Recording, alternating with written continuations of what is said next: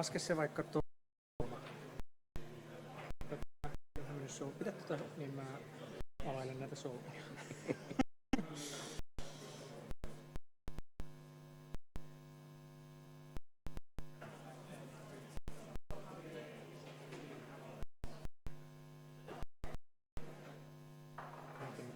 Mä se just samasta viestistä. Ja sitten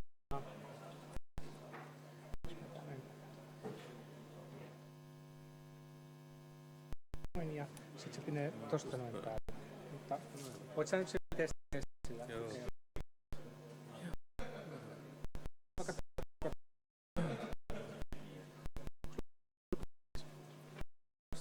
Katsotaan nyt ensin sinun esitys. Jos tarvii.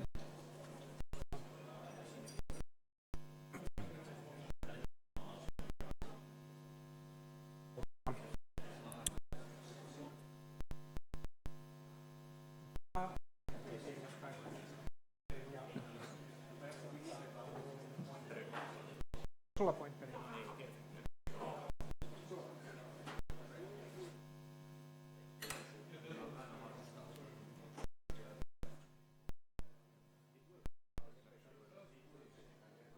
Muista vaatia takaisin.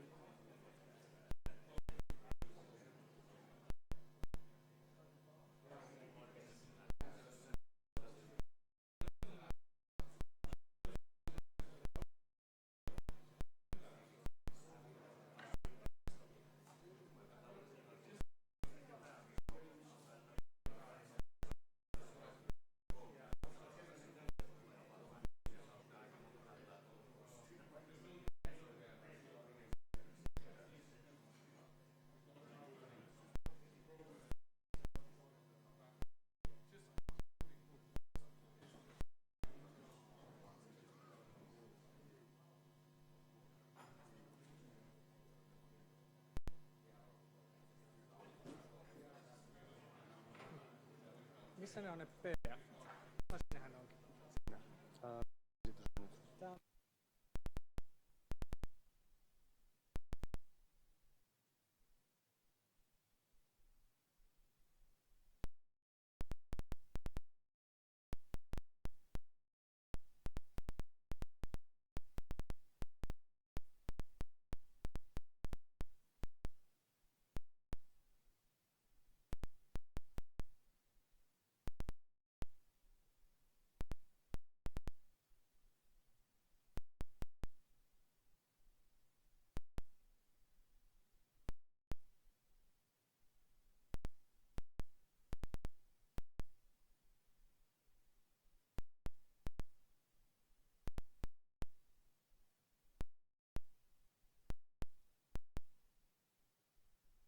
Production house, you will have all those networks and things. Nothing special there.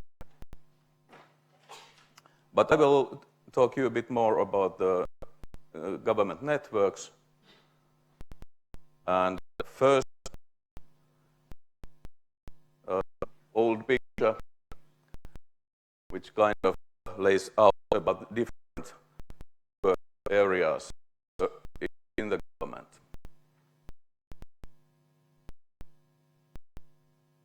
What I'm talking today is this outer shell of onion and shared network.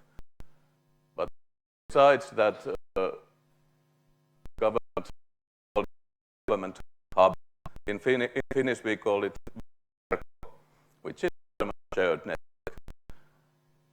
Among them, there is a couple of more network areas, security and area. The security officials network called TUVE, and they own all together. We don't know much of they don't want to tell us, and that's good. Inside the TUVE network there is the military also, and one other network area is the ministries network. This office network, if you translate it straight, but the network which commands the ministry. But anyway, all these security networks use the basic services we will provide. They will mainly use our connections, internet, and the share services we will provide the services. So military budgeting of HR systems or whatever are in our network. All these security officials also use those services.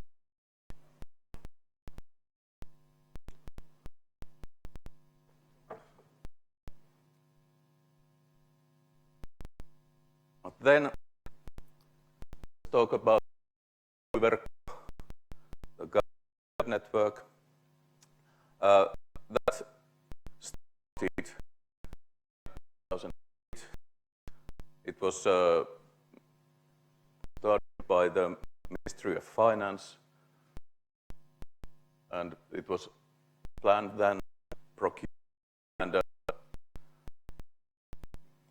and service provider is Telia, so lots of it. And also I want to security network itself and the connections and equipments, but the service boundary is in Valtori. And I think it's there. Okay, we're running a bit over time, so are there any questions? Since there aren't, if you do think of a question later, you can ask Kari on some break, for example. Give him a big hand. Thank you.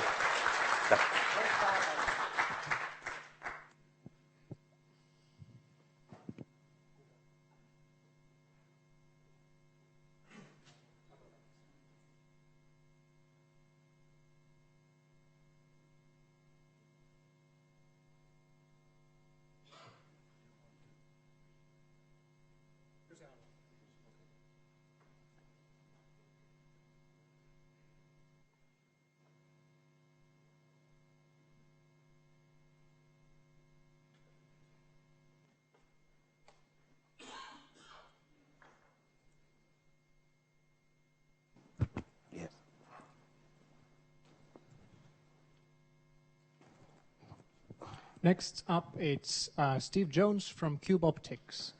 And while we switch the graphics modes on the presentation, take it away, Steve. Thank you. Good afternoon, ladies and gentlemen. And first, can I say thanks very much for the organisers for organising the fantastic weather. Apparently, it's always like that in here. Is that right? Second, I do have a tendency to speak rather quickly because I'm not English. We can talk about that later in the bar. So, 100 gig metro evolution. So I'm going to focus very much on the metro space rather than the long haul. So before we start talking about 100 gig, let's sort of just see where we are today. Don't reinvent the wheel. Evolution to 100 gig is very similar to evolution to 10 gig. It's not exactly the same. There are issues which we'll come on to later. But if you understand how to do 1 gig, 10 gig, 100 gig is not that different. I should explain that most of our stuff today, 18% of our business today is multiple 10 gig services, but we're just trying to paint a picture on how to go to 100 gig. So we're great as an industry at talking about DWDM, but please remember that the WDM bit is actually fairly simple. You don't need media conversions, you don't need aggregation, you don't necessarily need amplification even, certainly within the metro space. So WDM is wave division flavors of that. You have WDM, coarse wave division multiplex, and DWDM, dense wave division multiplex. You can match CWDM and DWDM pluses and minuses in both, and I've tried to explain that in the next slide. There's also cheap and cheerful, cheap grey optics at the 1310 and the 50 meter. Again, using standard EDFAs, you can amplify this over several hundred kilometers because it's within the C band. Again, standard amplifiers, nothing special about the amplification. Using CFP, DWDM, direct detect, 4 times 25 gig pluggable transceivers. So what does that look like in a network? Because this wouldn't be a proper forum if we didn't have a network diagram, correct? What we're trying to show here is 40 times 10 gigs over a standard MUX40. This is a DWDM, MUX, DMUX over a fiber pair. And at the bottom here, we're showing an LR400 gig running over 1310 nanometers using a SOA amplifier to take you up to 50, 60 kilometers. This is installed and working today. If you're going to be doing multiple 10 gigs, you can use 100 gig DWDM CFP, which is 4 times 25 gig, as I've mentioned. It's 4 tunable lasers within this 4 times 25 gig. There are typically 2 different versions available. There are tunable optics in this space, and then you can actually have fixed, i.e. just 4 lambdas fixed within that. So if you're going to deploy this in a real scenario, you would probably have a number of fixed transceivers with a couple of tunable ones for spares, etc. And it's quite simple. Watch the lights on the top, on the bottom right. The first one tends to have 4 blue colors. These are tunable. You can choose whatever lambdas, whatever frequencies you want within your DWDM's 100 gigahertz spectrum MUX. And then CFP2 is green, just using different lambdas all the way up to 88. And we have an 88 channel MUX available for deployment today with amplifiers and dispersion compensation units built in as well. But I understand that's at a very, very high level. Just trying to show you where this is going. And this can be extended up to several hundred kilometers. But because we're focused on the metro space, of course, typically metro to me in this side of the Atlantic tends to be 50/60 kilometers, whereas the US have a different view on the world. But we're right. So how does this build? So we have an existing MUX running N times 10 gig using 10 gig SFPs or XFPs or SFP pluses, whatever your flavor of switch supports.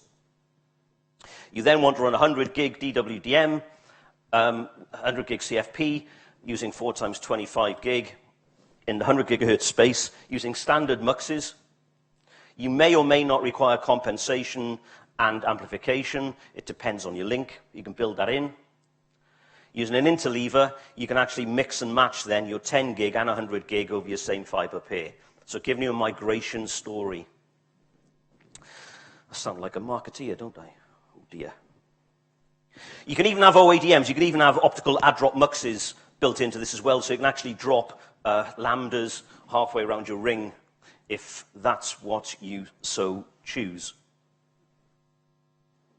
Another application we're seeing is there where people have, what we're trying to show in the middle here is a network that exists with some optical equipment from Ciena, Infinera, Adva, whoever, all of those vendors, but looking to extend the reach down to out to the customer of 100 gig. And this is being deployed today. We have customers doing this today, where they're extending within the metro area the reach of that 100 gig, because they may have to rent a fiber from another service provider to reach that customer. So you can use the same carrier infrastructure. You can use the same WDM vendor to do that. And then, if you like, the last mile still hasn't gone away. The last mile, or the first mile, is still here to extend the reach of that 100 gig. And we're seeing this more and more, where they don't want to set at the customer site, they don't want to put a very, very expensive WDM mux in. It just doesn't make sense for one circuit. 100 gig is happening, certainly within the banking and the educational space. So just some examples of some tests in non-FEC. So these are standard transceivers without forward error correction. We've tested a number of different scenarios in 20, 40, and 60 plus kilometers. In theory, you can go to 2200 gigs. We haven't got anybody who's anywhere near there at the moment, and you'd be a brave person to do so. It can work with existing 10 gig DWDM. Transceivers were tunable. The customer switch, as I mentioned before, is the biggest gating factor here, and we're still working with a number of companies doing more testing on different switch types, because it really is switch dependent about what they will and won't support. There's lots of stuff going on at the moment with A and B registers on the transceivers, which I don't profess to understand, and I'm not going to talk about that any further. So we did the setups, distances, no dispersion compensation, no EDFEs, and no interleaver. We worked with Brocade and Alcatel. We've worked to a certain extent with Juniper, and it works with certain switches on Extreme. We can't be specific about every single switch type because it is very dependent upon the make and model of your individual switch router. But there's no reason at all why it won't work. It's just have to speak to your switch router vendor to see if they'll allow it. And they're all good guys. Did I mention we're agnostic to all of that? How are we doing for time? Probably over time. So, the metro space, 100 gig, is happening. It is a valid solution. There is a migration story. 100 gig passive is a simpler and lower cost alternative. And coherent pluggables will come along. No doubt the price points on the coherent pluggables will drop, but direct detect works today at price points that companies can afford. I went through that rather quickly. My name is Steve Jones. Any questions? I'll see you at the bar then. Thank you. Thank you.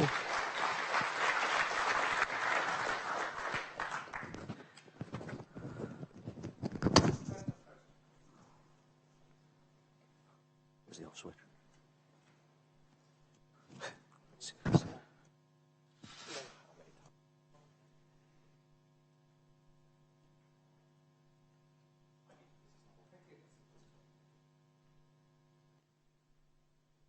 Okay, while we wait for some more technical things, tell me if you've heard this one. A Welshman, an Englishman, and a Scotsman went to Tampere into a seminar. I'm afraid I don't know yet how that finishes, because our last speaker was from Wales, and then we have Mr. Andy Davidson from England. Can you wave to everyone? And then we also have a Scotsman, Mr. Fergus Mackay. Mackay, sorry. Who? What? Oh, we've got two Welshmen. This is going to get interesting. Okay, so I guess everything is finished. Is your mic on? Yep. Great. Take it away. All right, thank you. Hello, everyone. I'm Robert from IPv6. I was here roughly half a year ago or 9 months ago at the previous meeting, gave a talk about Atlas and stuff, and this is just an update on what the IPv6 is doing in this space to help you guys out doing what you do. I'm going to talk about 3 tools, Atlas, RIPestat, and DNSMon, and Atlas is the first one. Who does not know what RIPE Atlas is? Okay, that's good. At the moment, we have a bit more than 6,000 probes up and running at the same time all over the world. I'll show you a map a bit later on. Roughly 8,000 active users this year. We have peaks. 2-3 weeks ago, there was someone posted an ad on a French deal site, and suddenly we had 4,000 French people applying for RIPE Atlas probes. That was cool. Roughly 5,000, 5,500 measurements are running at every single point in time. All these statistics are up there on the RIPE Atlas website, so you can look it up. These measurements include pings and trace routes and DNS measurements, some of SSL checks. People are interested in that as well. You can see the leaderboard in terms of countries. These are, I believe, the up probes. So the US is leading because Comcast is now a sponsor, and they just peppered the whole US with like 400 probes or so in the last half a year. We would like to achieve the 10,000 probes by the end of 2014, 10,000 up and running active probes. So that's an interesting goal. This is where they are. They are kind of all over the place, obviously. This is how Finland looked like, I think, a day ago or so. You can see that, well, basically where people are, probes are. Where the internet is, then we have probes. So it's a pretty good coverage. Still, if you can cover more territories in Finland where we don't have presence, then by all means approach us and we will help you get a probe there. You may not know this. These are the devices that we are using. RIPE Atlas is only running on hardware devices dedicated to run the Atlas code itself. The version 1s and 2s are tiny black devices. The version 3 is the currently used one. It's originally a TP-Link wireless router. We repurposed it, so it's not working as a wireless router anymore. And the Atlas anchors, the big ones that are capable of doing like 100 times more than the small devices, and they also act as targets. They are Sucris boxes, so it's a rack-mounted, no moving parts, SSD, all that beautiful things. Okay, so what the news is, and then how you can use it for yourself now, is that we have a whole bunch of things that came out in the last half a year-ish. One of them is that now you have a Python library that lets you define measurements. So you can just say Python measurement equals from destination go. So it's a command line tool, and you can program against it. We also have a new API that gives you the latest results for a particular measurement, because in 90% of the cases, people are interested in what is the current situation.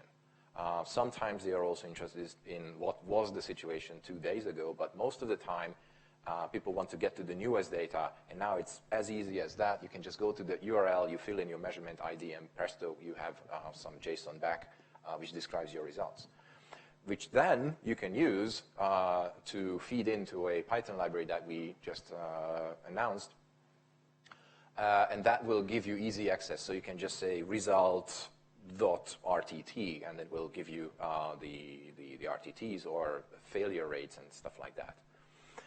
Based on this, we introduced a new feature, which is status checks. So what you can do now is you can use the RIPE Atlas network to monitor your own network from the outside. You can also monitor it from the inside if you have probes inside your network, but the basic idea is that you should know how your network works internally. Atlas is giving you a different view of how the world looks at your network from the outside. So what we made possible is, or easy, I could say, is that now you can connect RIPE Atlas to your own monitoring network, especially if you're using something like Nagios or Isinga, then it's really a three-liner that you have to do. You can use the whole network, so you can say outside of Finland or inside of Finland, how does it look if I actually look at my own network. So I'm not going to go into all the details. You can look at the slides, but basically what you do is you create a measurement, then you let it run, so the system will start collecting the data continuously. You can define frequency, you can define the sources, you can define everything you want. And then you can just go to the mentioned status checks URL, and the system will fetch that data and will make a judgment about whether that's a good thing or a bad thing, so whether there is a problem or not. And you can configure how that works. So here are some more details. Basically, you make a measurement. As I said, you can choose the type, the target, the frequency, number of probes, where you want to monitor from, and so on and so forth. There's an API for that. Then you can use the status checks, And there, the configurability comes handy. So you can say, as long as, I don't know, 80% of the probes can get to me, it's all fine. There's not an error condition. As soon as that drops below 80%, if 80 is your number, then the next time you ask the API will say, there is something wrong. And if you know how Nagios works, that's really, really easy to plug in. You can define packet loss and all those things. We have been featured on the Isenga blog as well, and there is a very simple description on RIPE Labs in actually how to use that. It's really 3 lines or so in the Nagios and Isenga configuration. Obviously, in order to do that, to use this whole thing, you need some credits. The credits are the thing inside Atlas that you can exchange for measurements. So if you actually want to do this, you need some of those credits. If you're a RIPE NCC member, you can get free credits because you are already paying for this whole system indirectly. But you can also just run an Atlas probe or an Atlas anchor, and then you get more credits over time. So that can help you in scaling this up to the level that you want. We also published source code for the tools that we do, but the community, that is you guys, is also active in this space. More and more tools are popping up in different tool sets, like some people wrote Perl scripts, some people wrote something else. All of that is available on GitHub and in various places. So if you feel like contributing, then by all means do that. Interesting peek into the future. What we plan to do is do some kind of tagging of probes and measurements and use those inside the system. So as an example, we are going to ask the individual probe host to tag their probes with some kind of properties. So for example, is it behind the NAT or not? Is it in a home network, or is it in a business network, or is it in an IXP? Is it tunneled if it has V6? Those kind of things that you can imagine. What kind of connection does it have, DSL or fiber or dial-up or whatever it is? With that knowledge, we want to extend the measurement network to allow people to say, if you are giving me probes from this country, which I asked for, please only give me home probes, or please only give me non-home probes, because I'm more interested in measuring the core. So one example that I wrote up is like, I want to have 50 probes for my measurement, and all of them should use V6 tunnels, and all of them should be in Finland. That is a question or a specification that you will be able to do. IPv6 features, we have been asked to do IPv6 extension headers, and that is done. So if that's your thing, you can use the RIPE Atlas tool and send V6 extension header included packets all around the world and see how they get where they need to get to. And if you have features like that that you would like to see, then by all means, please let us know. There are a couple of success stories how people used the RIPE Atlas for various things. One that I want to talk about a bit is the selective black holing thing. Job Snijders gave a presentation at the previous RIPE meeting in Warsaw, and basically what he did, he was fiddling with BGP to achieve what he wanted, which was geographically constrained connectivity. Everyone who is too far away from me should be blocked, kind of thing. So what he did was he configured his BGP sessions, and he said, I think I'm done, but in order to verify that I actually did what I wanted to do, I need a network that can measure the connectivity from various places. And look, there is this Atlas thing. So he actually used that and scheduled measurements from all around the world, and he was able to prove that his BGP configuration was actually what he wanted. So, I don't know, he constrained the connectivity to the Netherlands from the Netherlands, and everyone else was just blocked.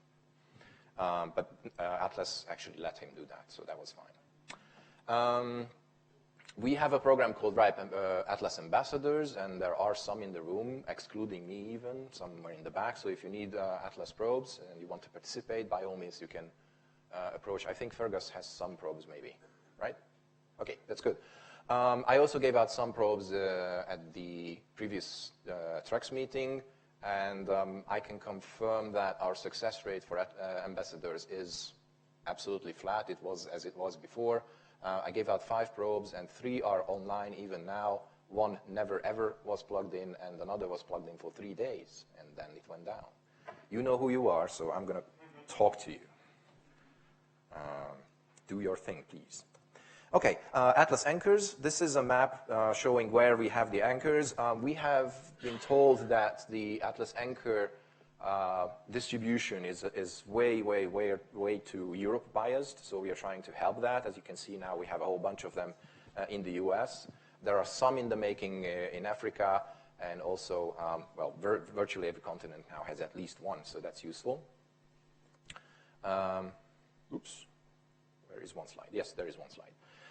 For those of you who don't know what this is, essentially the Atlas anchors are rack-mounted Atlas probes, but because they are bigger, they have more hardware capacity, they can do more, and they are expected to have more network stability as well, because they are usually in data centers with redundant power and connectivity and all those things. TREX has one. TREX was one of the first institutions to actually help us installing an Atlas anchor. That's good.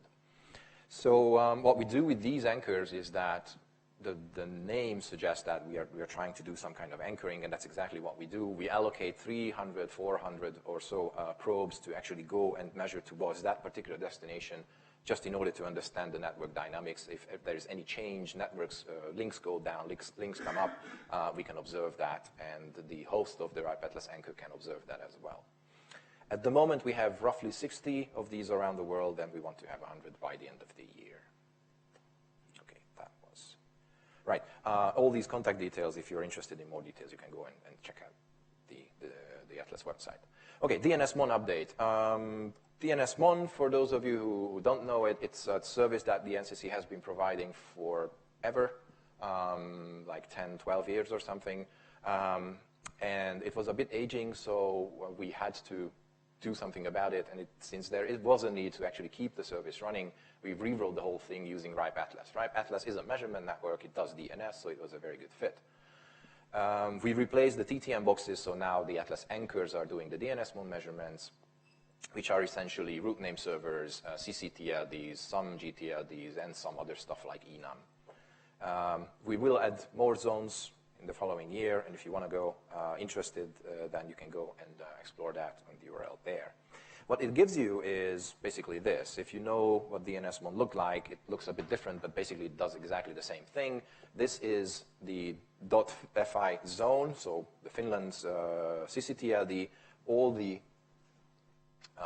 name servers are listed on the left side, on the y-axis, and the x-axis is time, and all these cells are measurements, essentially. They are aggregated at the moment here, I think, into 10-minute blocks. So the coloring you can see here, it actually tries to show how successful we were trying to get to those particular servers.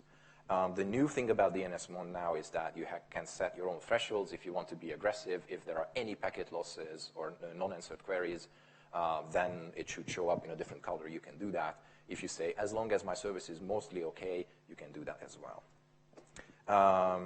This is the view of a particular name server, so I think it's e.fi over IPv6, as it's seen by the Atlas anchors that are involved in that measurement. And since each of these tiny little cells is a particular measurement, you can see that some of them are working mostly okay. There was some kind of a routing related issue, that's my best guess at the moment, at some point in time, because many of the different anchors had a problem getting to this particular name server. So stuff happens, but then it healed a couple of minutes later, so it's not a biggie. RIPEStat, as you know, RIPEStat is a service. It's an online service that you can just go to, enter a particular IP resource or an AS number, and we will try to give you everything that we know about that particular resource. Most people type in their own resources. Feel free to do that and see what comes out. We do give information about what we know about this thing in the RIPE database, in the routing system, in DNS, how does RIPE Atlas see it. But we also have external sources, and I think one of the new ones is the MLab's network activity. So if anyone ever did, or well, lately did a speed measurement using the MLab network, then we can show the results. So it's pretty nice to see that, and you have some kind of an independent measurement of your own network or someone else's network if you want to. We have that even for country breakdown. So if you look up Finland in RIPE-STAT, you will see the average bandwidth and the distribution of different bandwidths is pretty enlightening, especially if you compare it to the other countries like Italy or so. That's different. We are also using RIPE-STAT internally. You may have heard about the so-called assisted registry checks, which is the new name for the audits that the RIPE-NCC does, but we wanted to phrase it in a positive way. Audit has a negative connotation. It's not that. But RIPE-STAT and RIPE-Atlas are helping now these as well. Some interesting things, if you go to RIPE-STAT, you will see illustrations of network events that we saw.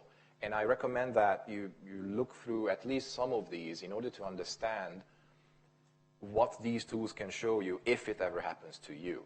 Okay, so if you have an outage or someone claims that you have an outage, or the country has a problem or it's perceived to have a problem, we have tools to actually explain these things and give you more insight about what's going on. My recommendation is because if you know in advance what to look for if such an event is occurring, then you will have an easier time in actually understanding what's going on. So this is one example. It's a recent example of an Indonesian problem, routing problem, and the tools clearly show that there was a drop. If you look up Syria, you will see way more drops, unfortunately, but they have a hard time with their network in that sense. Also, what helps you there is BG Play. Some of you probably know it, and I'm not sure if I said this the last time, but I'm definitely saying it now. BG Play is a really, really good tool to look at the network dynamics, in particular the BGP dynamics, that can visually show you how paths have changed over time, especially around an event. So, for example, you bring up a new router or there is a disruption in BGP, you want to understand what was going on, what is going on, you can go to BG Play, which is inside the RIPE-STAT still, and it will give you a better insight in what happened. It's an interactive tool. You can play around with time and then hide ASNs, show ASNs, all those things, and you will have a better understanding of what is going on or how the world sees you or what was going on at some point in time. Okay, and finally, this is just to illustrate there is integration between RIPE-Atlas and RIPE-STAT. We are showing Atlas data inside RIPE-STAT. So if you enter a prefix, we will also give you what kind of measurements are running inside that prefix in RIPE-Atlas, and then you can look at the results as well. Some plans for the future. Basically, we are in a mode where the service is up there and it's running. We are working on better data quality, which is always an issue. Everyone wants to have more and better data. And the one big thing that is going to happen in the next half a year or so is that we are going to revamp the route collector infrastructure. So the RIS, if you know it, remote peerings in all over the world, like 16 different locations and so on, to make it more up-to-date and real time, if you will, and a better quality as well. So that's a quick roundup of the tools that we have and the new features. Are there any questions? Where is the closest RIS node? That's a good question. I believe it's Stockholm. I think we have one there. We may have to bring one closer. We are happy to do that. Mind you, this is going to happen in the next half a year-ish. That's my best guess. So before the end of the year, we want to start revamping the whole thing. So, but if you're interested, absolutely. Other questions?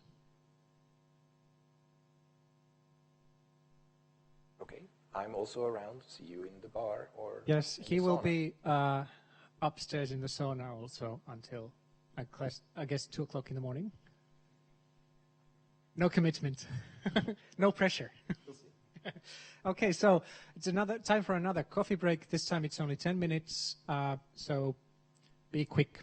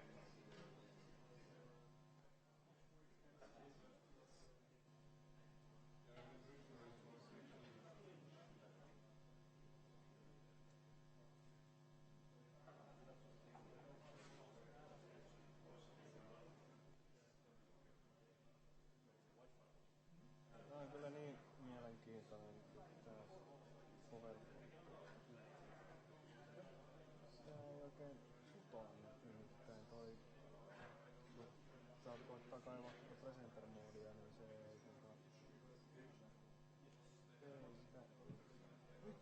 Nyt se on taas.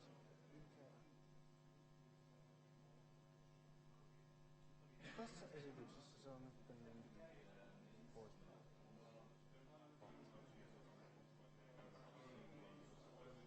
Ei se nyt tollaan. Se oli siinä toisessa, se oli kuitenkin niinku olemassa.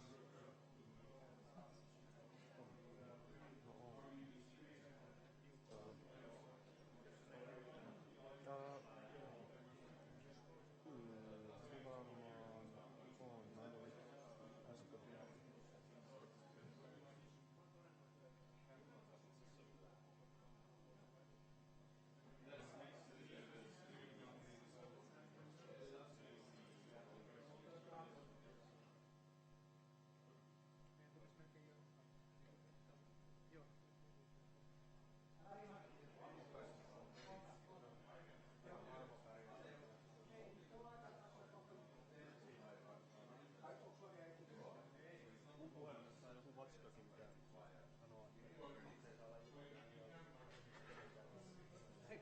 Tää laittaa mikki tolle Samille.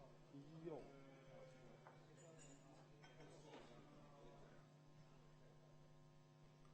Oletan, että se on tänne.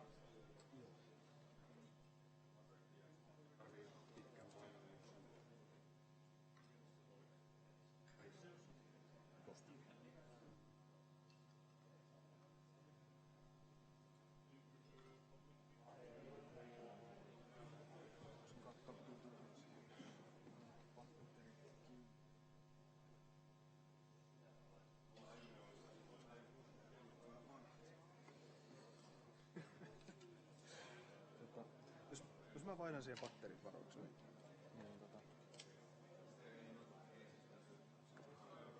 Ei sen puolella tässä tilassa pärjää. Ei, se on väärä.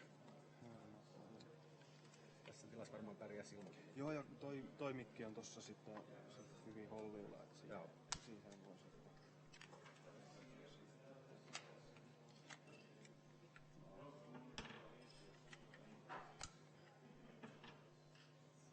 Viime vuonna kävi niin, että ei vaihdettu ajoissa, niin sitten se alkoi vähän silittää Just joo. jonkun esityksen aikana.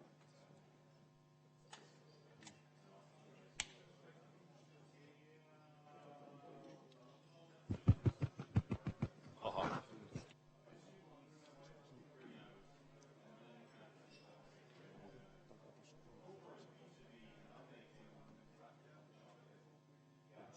Joo, sulla oli tossa esitys jossain, mikähän nimi sillä mahtaa olla.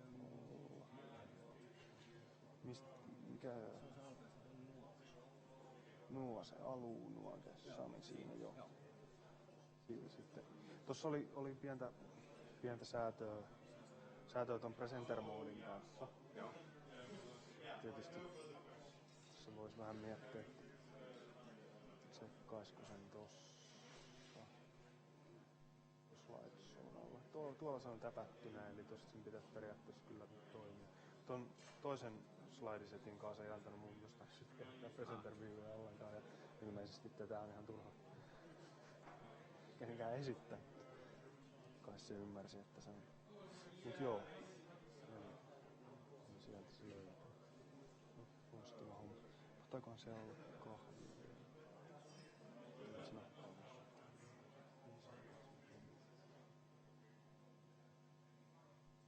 No, pistetään se mun etusivu siihen näkyville.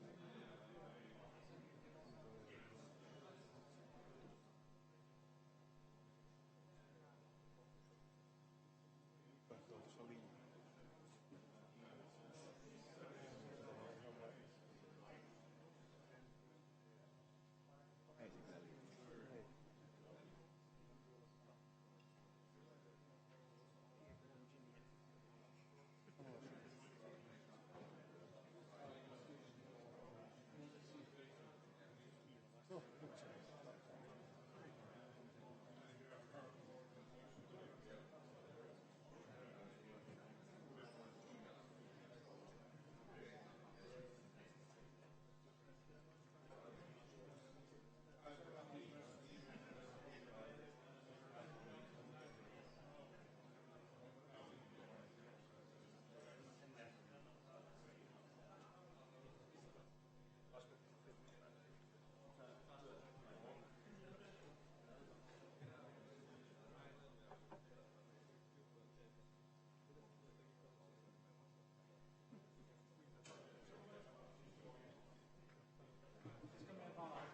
eiköhän me vaan aloita.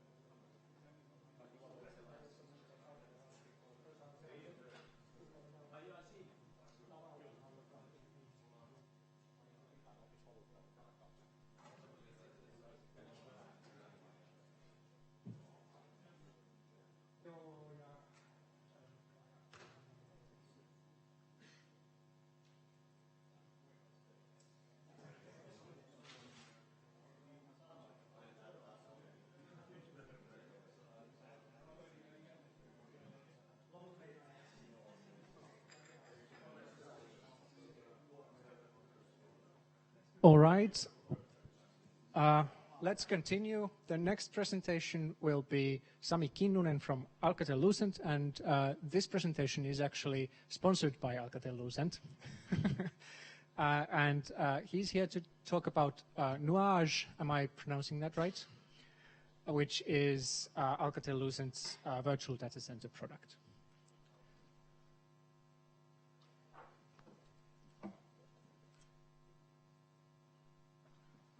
Take it away. Yes. All right.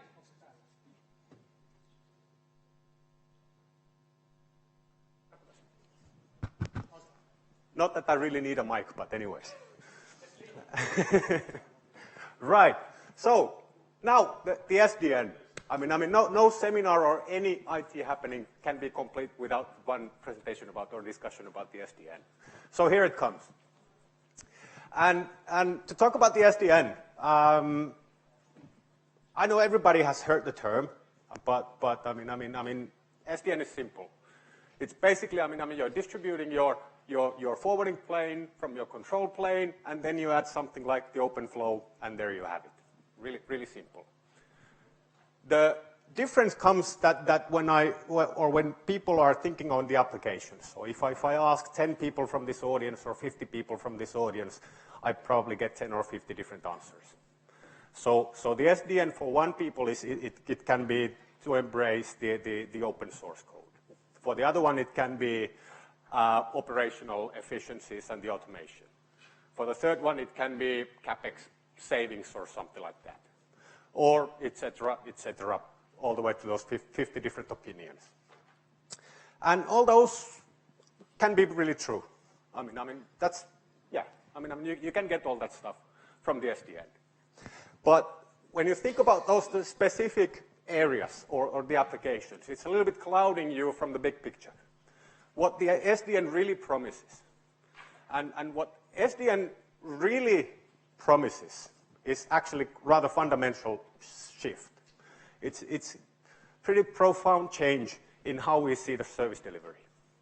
And if you think of today, all the service delivery in the networks, it's really network focused. So basically, you create your VPN service to connect the customers to whatever service you have. And then you attach the service into that one, and then off you go. But that is really kind of a static environment. So when the application needs to scale up, needs to scale down, you already have a static environment, which means that then you have to dimension everything according to the worst case. And if you have to dimension everything to the worst case, then basically you don't fully utilize what you have. You might have, say you have your on-demand video service, and because you have to dimension everything according to that Friday night when everybody is running full steam and tired after the week watching the movies, it means that you reserve lots of capacity, which is completely not used in Tuesday morning, as an example. Or whatever service, network-related service, your DHCP server. You need to dimension your DHCP server to host the worst case that half of the Helsinki experiences network outage, and then they might come back up.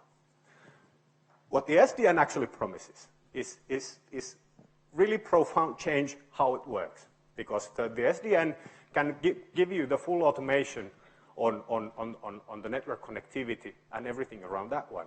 So actually where it leads us is actually where the applications themselves can control the everything, connectivity and everything around that one.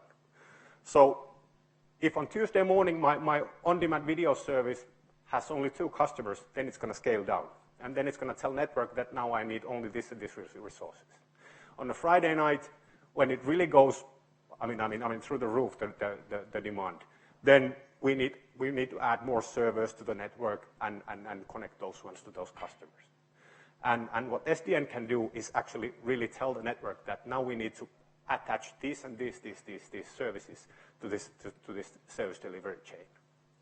So it is completely fundamental change on how we think about the service deliveries. Now, moving into the more practical stuff. If SDN has one really sweet spot where it fits, it will be in the data centers. That's where it really lives up to the promises already today. And that's why I try to outline what we can do there. Now, by this time, you have probably seen already in the slide that we're talking about the Nuage networks. And then there is Sami Kinnunen and Alcatel-Lucent. So what the hell is this? Nuage networks is a technology spin-off of Alcatel, where we really started to look at the problematics in the data centers. And the easiest way to approach that one is to have sort of a technology spin-off. I mean, startup, if you like. And then you can attract certain talent that you need when we are merging the network and the data or the IT infrastructures together. You need certain skill sets in both fronts. In the networking side, Alcatel has quite a bit of knowledge, but the IT, we had to import some people. So what we did, we created Nuage networks, fully owned by Alcatel, and let those guys do their magic. And now when they finally delivered, then we sort of spin in the Nuage back to the Alcatel. But because Nuage got so good press in the market, we decided to still maintain that marketing name for the SDN solutions. Right. So talking about the data centers, I think it's best if I start with the problem statement to see that what really needs to be fixed. And then we'll try to crack on that one, that how we are actually solving all those issues, that what we have in there. And then naturally some summarization for people like me who really need things to be clarified afterwards. So what we have seen in the IT for already quite some time, I mean, the IT has been moving forward really rapidly with all those virtualization techniques and all that stuff. So today, it's really damn easy. You go to your compute management system, you launch a new virtual machine, you put the software code in there, and off you go. Really simple, really easy, really quick. What is not that easy and quick is that then that service that you just created in 1 minute, that needs to be connected to your customers. And then we start to, those IT guys, they send an email or call the networking guys that we need the VLAN assignments. We need the IP address assignments. We need the routing configurations to enable those virtual machines to talk to each other. We need the security team to come back with those security policies, access lists, whatever, whatever we need.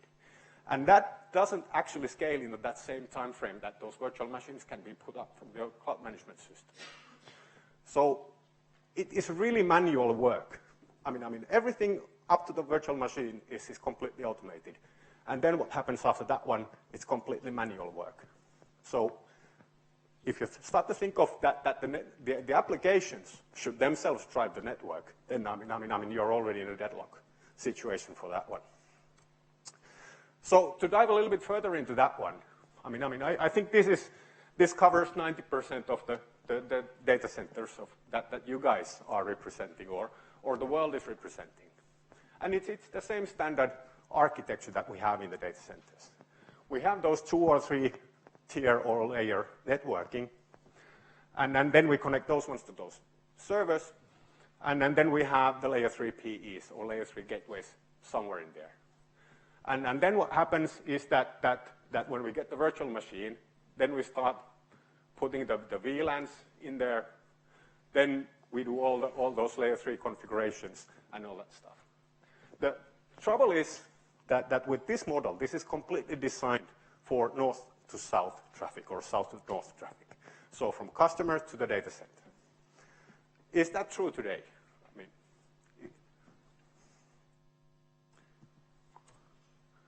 if you look at basically any standard service that you have in there, they're pretty much always like a 3-tier services. You have your web service for the customer access. You have your application server, and then you have database or whatever you have in there.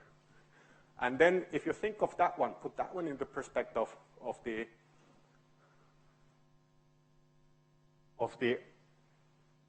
north to south architecture. I mean, it doesn't fit. I mean, say you have a virtual machine, your web server. Then your customer comes into that one. It needs to talk to the application server. It goes all the way up in there to the layer 3 device. Then it comes back down. Even if those reside in the same physical server. The traffic goes all the way down. And then the third one. I mean, then you need to talk to your database server. Back again to the top. Back again down to the south. And because we need the layer 2 connectivity, I mean, we're working on the VLANs. So then we are even having the spanning tree cutting half of the links. So I mean, out of that all network capacity we have, half of those links are already down because of the spanning trees blocking them, just to avoid the loops. Now this has been worked around, and I think we're going to have another discussion about the different techniques that we can do in there, SPB, Trill, and all the other good attempts to sort of give a go at this problem statement. But in general, I mean, most of those techniques, those are, even if standardized, they are being spiced up with the vendor-specific attributes or functions. And then that sort of results into a vendor lock, which is not bad for us vendors, but I'm sure that it's a bit annoying for the actual customers who are deploying those networks. But that's basically what it is. I mean today it's damn lot physical manual work to get the virtual machine connected to the network. So how do you try to crack on that one? And let's take first the actual the manual process, the configuration process. And imagine you have a data center where you have like hundreds of thousands, or millions virtual machines, and then creating the physically someone going to doing the configurations. I mean that's not going to scale. But the good thing is that in the market we already have solved that issue. And if you look at the mobile networks, I mean if I fly to Sweden, I land on the Stockholm airport, I take my phone, turn it on, and in less than a minute, I'm already good to go. My phone notified the local network, which notified my home operator that now my phone is in here. We get just a policy down that I'm entitled for this and these services, and off I go. Absolutely no manual work in that process. I don't have to call like 2 weeks before that I'm going to go to Sweden. Can you do the mapping for my service? So that's what it is. It's fully policy-based configuration, completely automated. You define your policies and you punch that one to the network, and then the network can sort of implement those policies. The other thing that we can learn from the market is actually on that actual forwarding that happens in the data center. And then that's that distributed forwarding or distributed forwarding and the control plane. And that's something that we have been doing all along in a micro mode. If you look at the modern routers, You have your control plane on your control card, and then you have your forwarding engines on your line cards. So no magic in there. And the same way, what we have been doing for ages in the IP business is the distributed routing. So we do the routing where it makes sense, and that's probably pretty close to the customer. So I mean, we're not going to sort of reinvent anything again. And that's how we should get the dynamics into the network.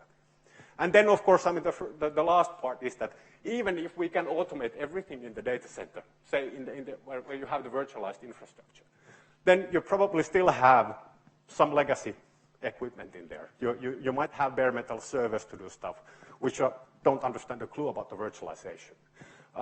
You might still want to keep your firewalls in the standalone appliances or so on. So you need to have ways to connect those non-virtualized environments to your brand new rave virtualized stuff. So how does it actually work in real time? The policies. Like I said, you know the process. You need what are the tools you need, and then you just map those into those requirements that each application has. If we take that 3-tier service delivery application, then basically what we do, once we sit down with the IT guys who tell the requirements, we take the networking guys who know how your network has been built, and then we take the security guys or whoever guys we think that we need for that one.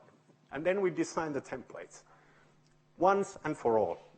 We decide this is the way we're going to deliver these 3-tier services in our data center. And once that template is done, and it applies all my security rules and whatever policies I have in place, then I can start deploying those automatically.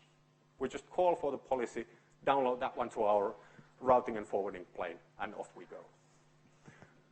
And the other advantage in the policy-based model is that if something happens, if we need to change something, say we get the new security alert, we need to block some port or something else, then it's really easy to go to that policy, add the new access list entry in there, and then we apply that one with one bang to all the services that we're having running in the network. Right. Then we move to the distributed routing and switching. And basically, like I tried to describe is that in the traditional data center model, we always have that data center gateway. And that's a single kind of a aggregation point of all the networks. So the traffic always, when you go between the virtual machines, you need to go to the layer 3 gateway and back. Now, that we tried to solve eventually. And then we invented that why don't we implement the virtual routers, launch up the virtual machine for that specific service, and put that one running in a virtual machine. And then basically we can stay within the data center. Does it really solve the problem? By moving that router to another location doesn't actually solve your issue. It just changes the location of the issue. So in our third stab, or third generation of routing, was that fully distributed routing. So basically the idea is to push the required forwarding information directly to your hypervisor or that routing instance that you create in the hypervisor for that specific service. And now that we're talking about the IP routing, it's not about the layer 2 switching anymore. Now we are actually routing the traffic between the virtual machines. It actually takes lots of complexity away from your data network itself. Yes, you can use Trill, you can use SPBM, or you can use whatever technology you want. But basically, from the service delivery point of view, all you need is an IP fabric. As long as I have IP connectivity between the end stations, I'm okay. And how we do that one, because we need the layer 2 connectivity between those virtual machines, is by overlay tunneling. So we're routing the traffic, but we put that traffic into the tunnel, and then we interconnect those tunnels inside the data center between the those endpoints. And because you can do the routing, then you don't need to worry about the spanning trees or everything. You can always take the shortest path. You can use all those fancy networking features that you might have, ECMPs or what have you. So basically, now you get better utilization on your network, and you can provide the interconnectivity between the virtual machines without having to go and make a stop by somewhere else. And basically, that's something that you define in your policies. So I can have my application domain, which basically is my service that I am creating. And then in my policy, I may have statements like that from the web interface or from the web service, I actually go through the firewall to the application server to decide that if that traffic is allowed or not. And sort of to make a full tree of the service delivery already, one go. And then when I do that hundreds of times, just download the same template and off I go.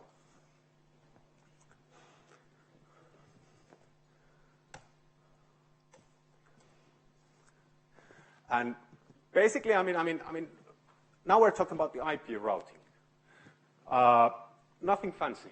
It's something that we've been doing for ages. We're using the protocols that we know. You can have your ISIS or OSPF, which one you're more familiar with. From the control plane scaling, we're using multi-protocol BGP. Something that we know that, it's robust, it's been industry proven. That's running the damn internet. So, we know it works. So nothing fancy, nothing vendor specific, nothing secret. Just, pure IP routing. That's what we need. So how do we map that one into the actual packages that we have for that full automation? So basically, our virtual services platform comprises of 3 components. And the first one is the virtual services directory. So if you think the whole distributed data center engine as a router, I think that's how I got it, sort of the hold of the whole concept. Then your VSD is kind of your CLI or GUI. This is where you make your configurations. And this is the one that has all those connections to your cloud management systems. You can interface directly to the OpenStack or Cloud Stack or VMware or whatever orchestration system you want to run through the APIs. So now when we get the new service coming up and running, then our virtual services directory already have that mapping on that specific needs of that specific application that we're going to pump up. Then we have our controller. Remember, distributed forwarding and control plane. So then we have our virtualized services controller. And like said, we're using standards-based protocols. We're using BGP and what have you. Basically, it's a routing control plane. So what we did was that we took our, the SROS, the routing OS that we are using across the globe, in our IP MPLS infrastructure. And we virtualized that one. So we put everything on the virtual machine, so it's fully virtual environment. And then virtualized services controller is actually managing the routing in your data center. If you need more of those, if you need to scale up, then we can do the BGP federation between those. We had 2 options. Either you make one really big controller that can control millions and millions of instances, or then you can use what we already know, BGP federation, and use that one to interchange the information, just like we do in the internet, by the way. And then we have the final component, our virtual routing and switching agent. And this is the one that actually resides directly in the hypervisor. And it can be any hypervisor. You can run VMware or ESXi. You can run Xen. You can run KVM. Independent. What technology you decide to use, or if you want to cross-use the different hypervisor technologies, we can act as a glue in between those. And for the hypervisor, we're actually putting that VRS entry with the forwarding information for that specific service, that what are the endpoints that this specific VM needs to talk to. Simple. I mean, it's exactly what we do in a modern router today. So, in short, like already said, any hypervisor technology that you decide to deploy. The networking. Remember, we need IP routing between those endpoints, and then we're just doing tunneling on top of that one. VXLAN or any other tunneling mechanism, basically. But I mean, as long as we get the IP connectivity. So now you can use whatever you want, as long as we can get the IP connectivity. So this really gives you the tools to sort of optimize your environment. And then whatever compute management system or cloud management system you want to use. Is it Cloud Stack, OpenStack, VMware, what have you? We at the Alcatel, we have one on top of that one. We have our own cloud band, or then you might have something else. So what does that actually mean in the end of the day? It means that yes, right. So here I have my data center. I have already my infrastructure in place. So I have my policy server. I have my one virtual services controller in place. And this is managing the data center. For the exercise sake, let's say that this is managed by the OpenStack. We already have the plugins for the Neutron. So I mean, it's kind of off-the-shelf implementation for the OpenStack. So now we get the first, the cloud management. OpenStack puts one virtual machine up. What happens next? The controller sees that the virtual machine is already up. It goes to the policy server, asks for that application-specific policy from the policy server.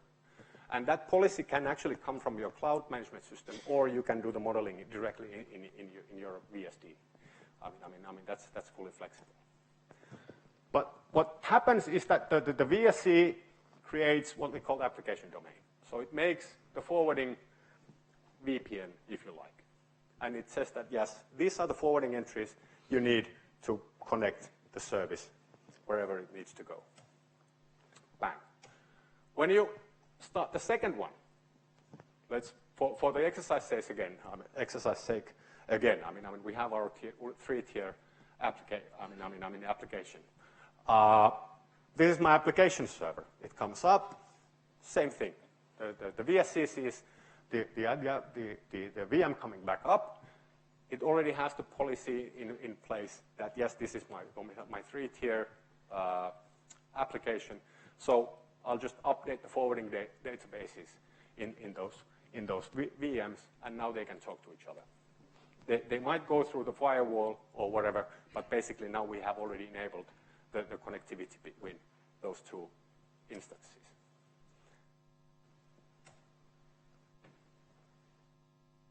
Now, of course, this traffic needs to go out to reach the customers. So like I said, we're using standard space protocols.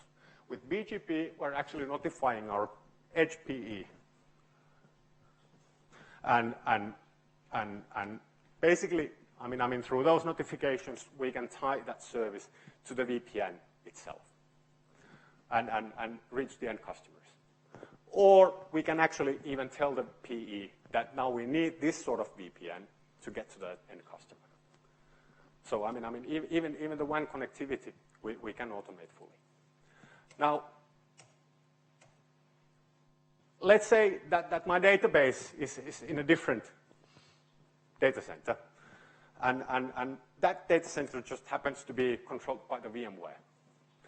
Again, we connect our VSD to the VMware, and then exactly the same exercise. We get the virtual machine up, we attach that one to the same IP forwarding domain, and off you go. And then, just to be complete, I have my really, really, really old data center somewhere that nobody wants to talk about anymore. And those are pure bare metal servers that we have. I mean, no virtualization capabilities. So what we need there is kind of a gateway function to bridge between the non-virtualized to the virtualized environment.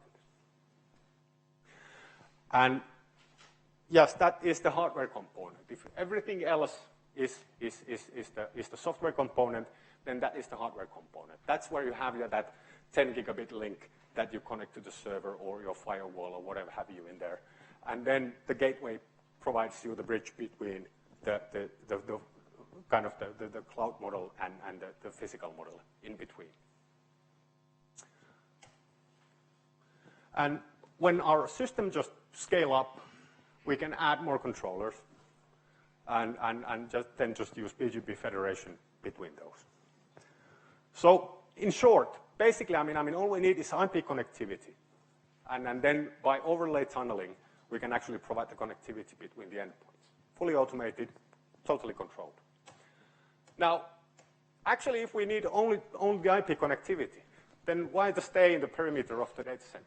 Why don't we actually go all the way down to the data center? Say, I mean, I have a customer who wants to connect his data center to your data center. Yes, we can do that. I mean, we use exactly the same technology. We just need the IP connectivity in between. And if we take one step further, where do we need the data center? Why don't we just connect the branches together and use exactly the same technology in between? Well, all we need is the SDN controls in between, and we can create the connectivity between the endpoints, use IPsec or some other tunneling mechanisms to make it a VPN. And this is what we call SDVPN, or software-defined VPN. I mean, we have those infrastructure as a service. We have a platform as a service. Basically, now we can have a network as a service. Right. So, really quick view on the SDN and how that should actually map into the data center environment. So, what we actually are talking about is the connectivity between any sites, any services, anytime, every time, fully automated. Thank you.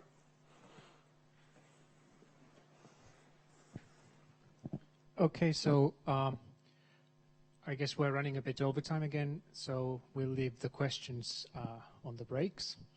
And let's move over. Give a big hand to Sami.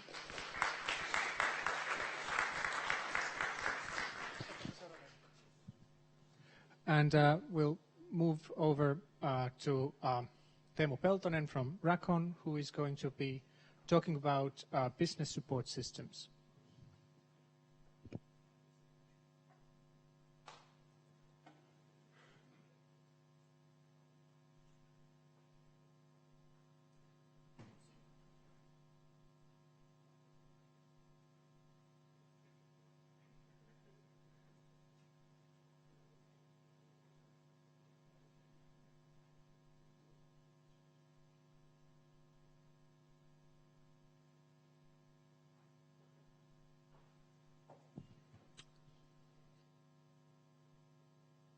All right, take it away.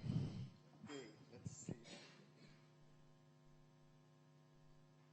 Now we should be online.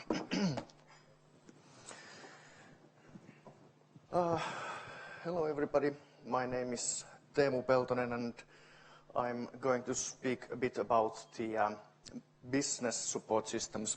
We've had some interesting speeches today on very highly technical levels on the network side, and I'd like to invite you to step into software domain for a moment and discuss a bit about the business and what is needed to get the money from the customer actually. Short recap of what I've done. I'm pretty much involved in different kinds of OSS and BSS stuff over the years. I'm currently management consultant or IT consultant with Racon Business Development. And we have mostly focused on telecom companies and providing services for them. First, I'd like to tell you or mention you about the OSS and BSS and what they actually stand, because the one thing I've learned is that you have to be extremely careful on the terms, because people understand the same acronyms differently depending on culture and the practices on the companies. So basically, the operations can be divided in two parts. There is OSS and there is BSS. The OSS is responsible for operating the services or activating the services for various network components, including the DSLAMs and the network stuff that we have discussed today. The business support systems are responsible for the as the name says, on the business part, order management, charging, billing. Some companies include CRM systems here as well on the BSS side. The division of labor used to be pretty simple with these, but during the last decade or so, the next generation OSS systems have kind of blurred the lines, so there are now many platforms that incorporate the features of both of them. And the importance of this is self-evident. You cannot get money from the customer unless you have the required processes and systems in place. And I think this is quite a strong statement from head of TeliaSonera Mobile, Mr. Håkan Dahlström. He said that it's easier to replace a network than to replace the BSS. And this was regarding the LTE deployment in Sweden. Before we go to the actual beef, it was mentioned here earlier that one of my favorite phrases, it depends. What is the best OSS or best BSS system for a company? It depends. It depends on one thing for sure, the organization's life cycle, which part of the life cycle the said organization is, and what is the actual situation in the company. When you are in a startup phase, you are having different kinds of challenges, different kinds of actual topics and considerations, problems, than when you are in a mature business or even in the declining business. So, well, startups' biggest problem usually is that there is no money. You have a good idea, but you don't have any funds to make it happen. All of your time goes to making the product work, getting the prototype running. You have to convince, this is the time for engineering salesmen. You need to convince the potential customers that your solution is what they need. And when you finally get it working, you most likely have to re-engineer the whole thing because the customer requirements were not actually what you had planned. And you are doing things a bit different than the customer would like them. So you have to tweak. And that causes, because you don't have any money, you will most likely use some kind of open source software. Not that there is anything fundamentally wrong with them. It suits perfectly for this stage. But you don't have any time to think about the next release or next 10 releases or what your business will be like in 5 years. Day zero requirement is what you are concerned of. Okay, then you have convinced your customers and the money starts flowing in. There is a huge amount of deals coming in. Your time goes to delivering the product, expanding the production, ramping up things, hiring, training people.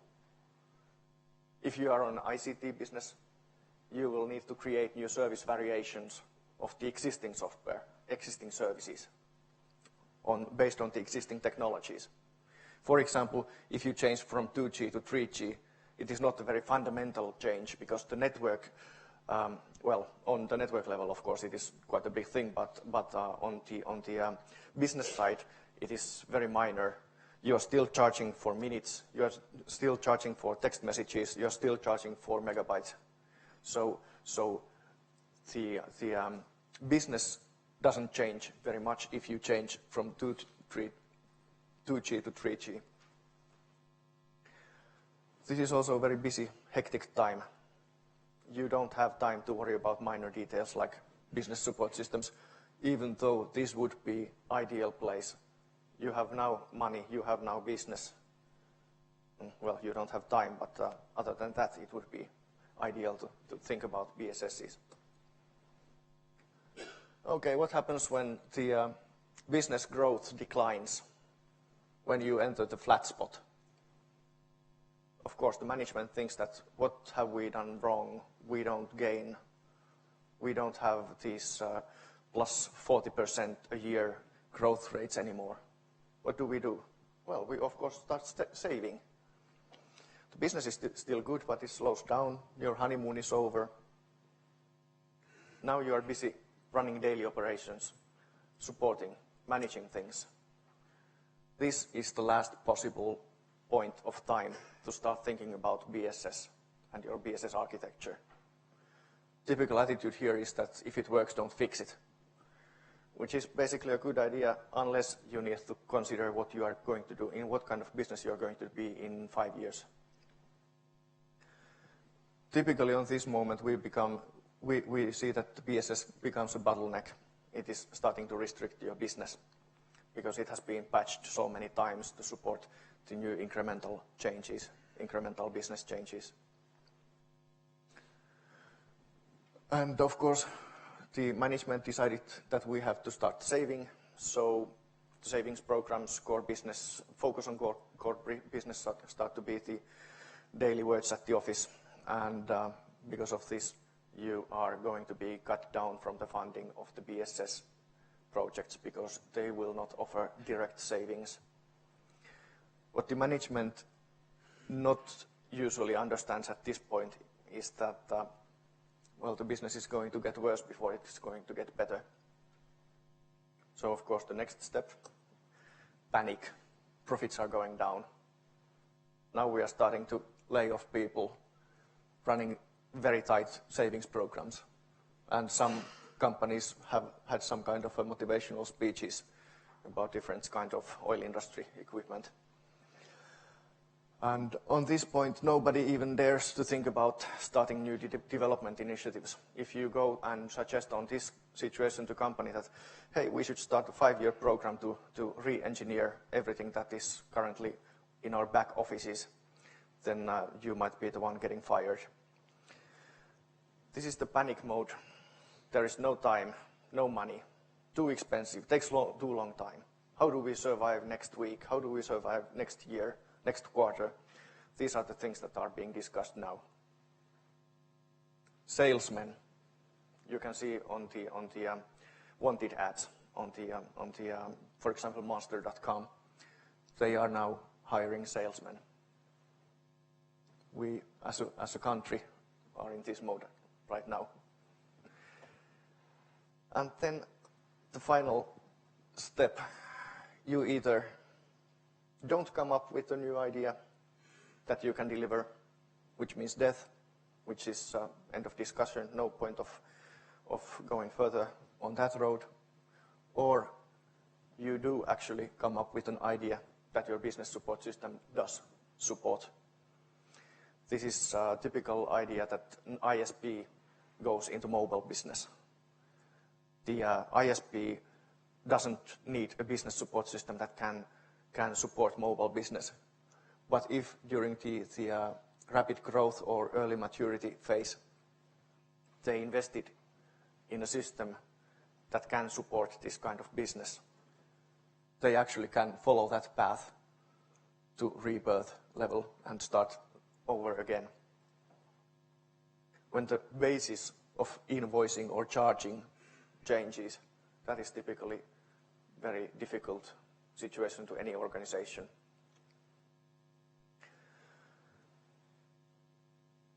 Now that we understand the business stages, we can look into the differences between tailor-made or typically self-made softwares or the plastic wrap. The problem with open source software is that some of it goes very strongly on the tailor-made domain, and some of it goes quite far in the plastic wrap domain. So the biggest issues with the biggest pros of the tailor-made software are the full control and flexibility. Of course, if you are developing it in-house, you have absolutely full control on what kind of system you are going to make, as long as you have skilled programmers and stuff. Most of the plastic wrap companies are also interested in customizing your software as long as you have the money.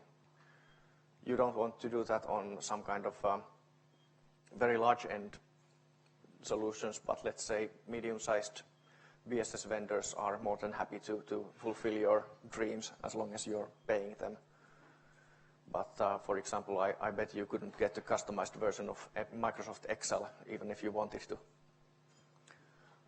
The initial cost is very small because you are only doing your own time, and of course no one counts any kind of value for the time. The plastic wrap, well, they have to support the company, they have to support the salesman, so the costs are of course quite high. The fundamental difference is on the business processes. Do you have a software that supports your business processes, or do you have a business process that supports your software? That's something that is very fundamental on this kind of business, because usually the plastic wraps are designed based on certain frameworks, for example, ETOM process framework. And usually when you are in the early stages, especially when you're in early stages of business, you have quite innovative business processes because you have a very low amount of people working for you. Everyone needs to do everything. So that is something that will definitely need to be considered. Source code ownership is another issue. What if your company or the partner that you are using, the developer, what if they go bankrupt? Who owns the software code? That's a thing that needs to be considered as well. And the features, they might be a bad thing, having too many features, or in the other words, you have features that you don't use but you will pay for anyway. But on the other hand, as we just noticed, the company cannot enter the rebirth phase unless it has support for the products that are somewhere in the distant future. So this actually might be on the positive side as well. It's actually on my last bullet here, support for industry-wide features. Well, the tailor-made do have some minus points as well. The management costs skyrocket over time because you have to develop, you have to test, you have to specify, you have to have a team that produces the software that actually supports your business. When you are a one-man team or a five-man team, it doesn't really matter that much. But when you are a 500-man team, it starts to have a hefty price tag. Especially because you often have only one guru, one guy who is the super user who knows everything about the system. If you think about the future, there is often no clear strategy when you are developing in-house. But the vendors are usually quite well documenting their roadmaps, because that's the way to convince you as a customer to buy the software and buy the support agreement, so that you will get the new version upgrades as soon as they become available. Well, we all know that the documentation is the first casualty of being busy. That's something as well that has a price tag. And if you're the only one using the software, then, well, it's your tool, but it doesn't support the features that are going to be available next. Okay, we are running out of time again, but to conclude, the tailor-made software is excellent when you're prototyping or when you're a startup. Of course, the large companies who have huge IT budgets and very specific development needs, they can be an exception here. If you are a market leader or innovator, the best practices might not be enough. As we all know, copying best practices will not give you a leadership position. It will only make you as good as the other companies.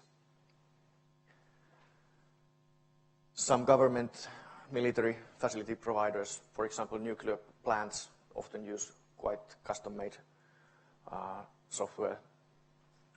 And that kind of companies can benefit significantly from having your own tailor-made software. But most of the successful companies have migrated away from tailor-made solution before or during early maturity phase. That's something to consider because the business will change in the future. You know it when your profits start declining, that you should do something quite soon. That's the last moment when you can invest in the system that will support your next big thing. But as always, decisions on replacing critical elements should always be made after a careful examination. And of course, being a consultant, I strongly recommend using one of us. Thank you.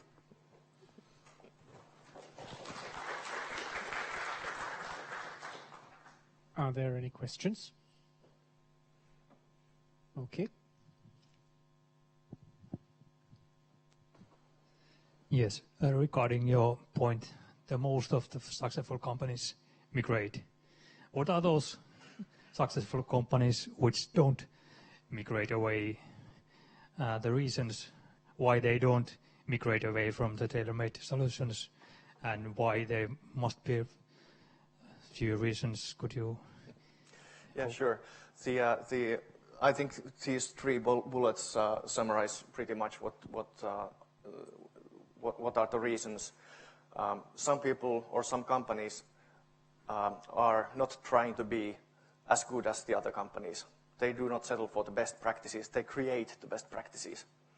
So they cannot wait for the software provider, software vendor to come up with the similar ideas and suggestions and software features, but they need to create it in-house, develop it in-house. And some companies, well, they think they are like that, but actually they are not included in the successful companies category. I hope this answered your question. Thank you. Anything else? Okay, well, give a big hand to Teemu.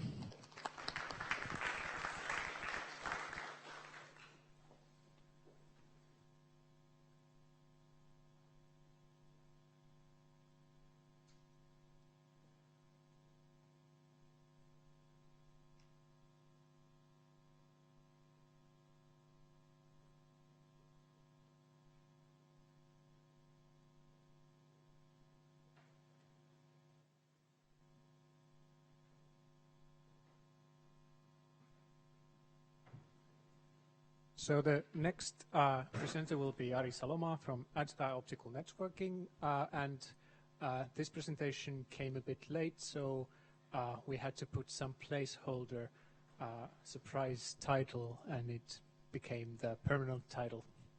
Okay, so take it away. Thank you. So I presume you can hear me. Good?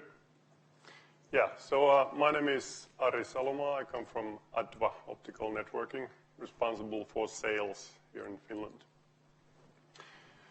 Yeah, I was fortunately late with sending my presentation, and I did get what I deserved. So we're looking at crypto WDM surprise, which is of course much more interesting than my original title, but we'll get to that. So the inspiration of this, so I suppose I'll have to produce the surprise now. So looking at my optical surprise hat here, can you see it? Okay, here it is. I pull out something. Can you see it? No? What is it? Good guess, but no. Obviously, this is a pink elephant. But that's a surprise. Well, why can't you see it? Because it is encrypted. That was the surprise here. Which leads me to the story now. So the boring part follows, but hopefully you'll remember that encryption part. So we will be talking about security and encryption in optical transmission. Now with any topic, of course, particularly a topic like this, it's good to start with a blank screen. No? Why? Why are we interested? Why do we bother? What's the point? Well, I suppose most of us are trying to transport information to A to B somewhere. The guys who do it optically, is it just me or what's happening here? Yeah, that might be it.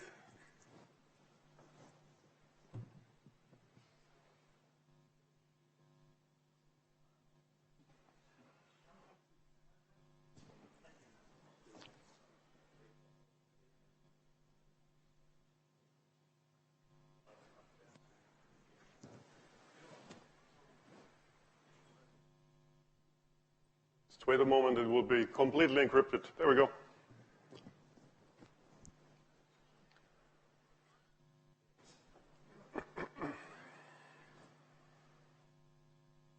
Okay, so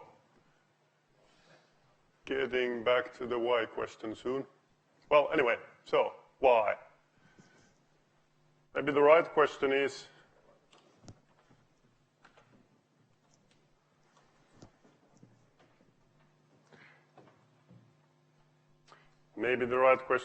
that should we have another computer? No?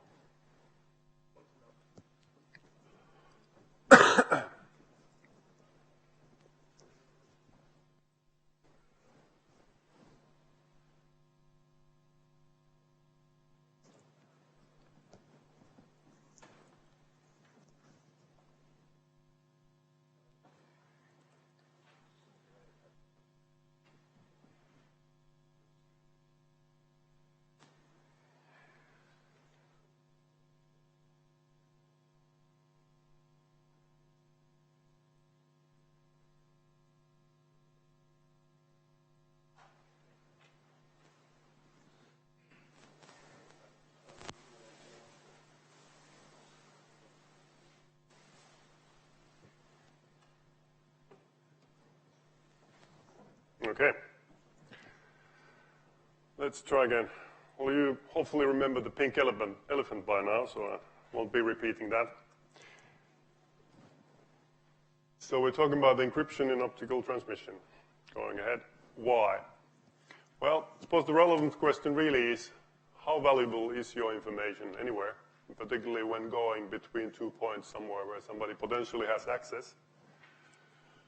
And what is the potential damage can be done if somebody gets hold of that one way or the other? That will pretty much define what kind of measures you should take. And a lot of people in the industry, in finance, government and medical are thinking about this. Clear trend seems to be that definitely in the near future we can see a lot of more threats coming from this side. By a Finnish source, by the way. And it's also clearly a trend that there are more and more requirements coming from potential users, but also coming from legislation when it comes to encrypting and securing stuff. Typical data center in a nutshell. So I suppose most people are doing a pretty decent job in securing the actual physical access, also the hardware, a lot of doubling. And on the software side, there is also encryption in use. The question is, what about the fiber? Why is it interesting? Is it relevant? Well, if you're looking at all the data going between here and there, well, it's easy to see that from all these different applications, devices, and so on, it all connects into this optical pipe. So you could argue that's kind of very logical place, and most efficient place to actually do your encryption between two sides. And even if it might sound a bit remote, this has happened. There are easily available equipment for making it happen. And also, the more important your data is to somebody, they will go to extended measures is making it happen. So it's real.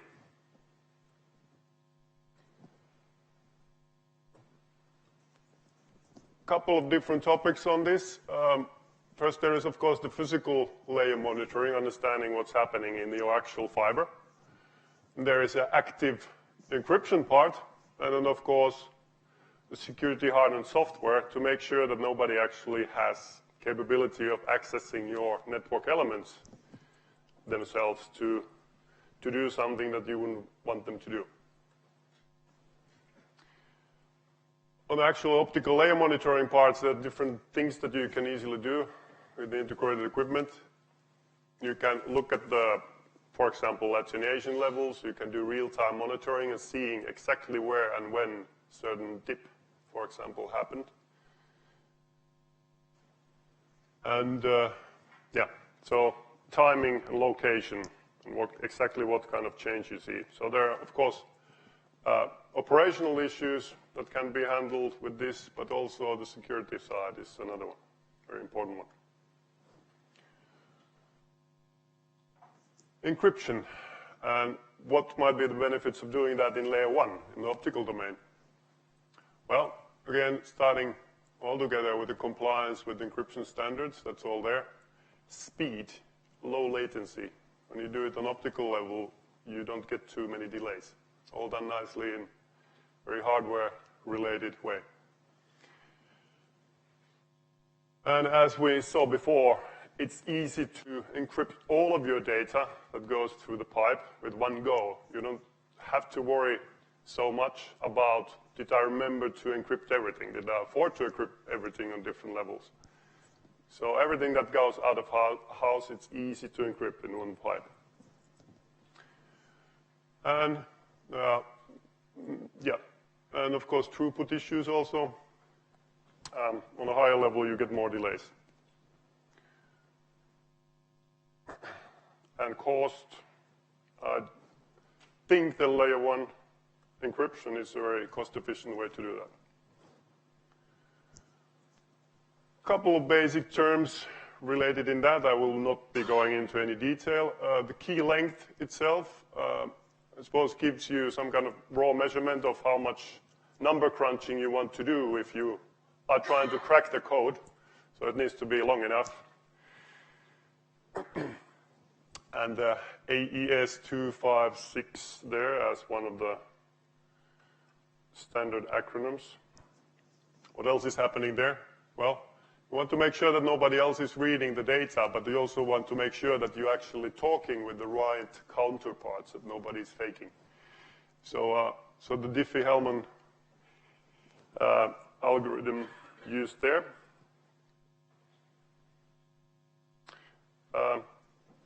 Another view to the throughput, particularly when you're frame sizes started being in average on the lower side, you start to see more of delays, longer throughput times with the higher level encryption. Another good reason to use level 1 encryption, optical one. Again, I suppose a different view of the same. Here on top, we're looking for the best speed, best throughput, and simplicity by integrating into the transport that you need to do anyway somehow. We're integrating the encryption directly there.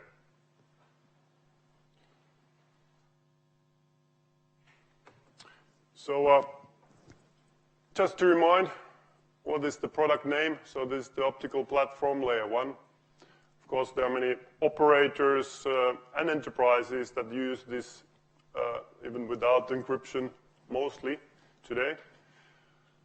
But as said, encryption is the part of the package, provides you with a nice platform to do it all.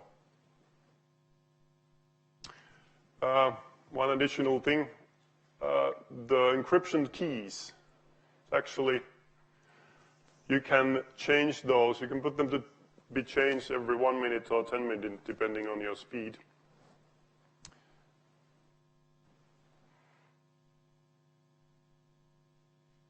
Looking at different client speeds, what you typically have, basically starting from 1 gig, but all the fiber channel speeds available here, and even some SDH speeds. But I suppose your 1 gig, your fiber channel speeds, your 10 gig would be your typical client still today.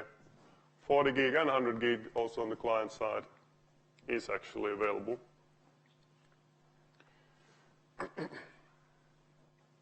And the assumption in most cases is that there is an enterprise dedicated network through which people are using these, but that is not the only way you can use it. You can have an operator cloud that offers you STM64 or TU2 handover, and through that you can put the encrypted service if you own this part, for example.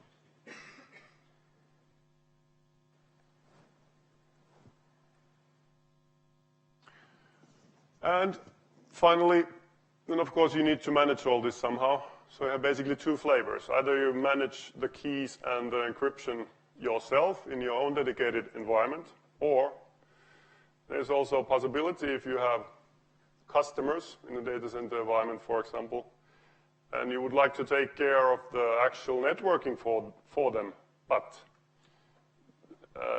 your end customer might want to, for obvious security reasons, they want to have control of the key that they're using. They have their destiny in their hands when it comes to the actual securing it, but then somebody else is running the network. So that's also possible. So it was actually here, scenario 2. Okay.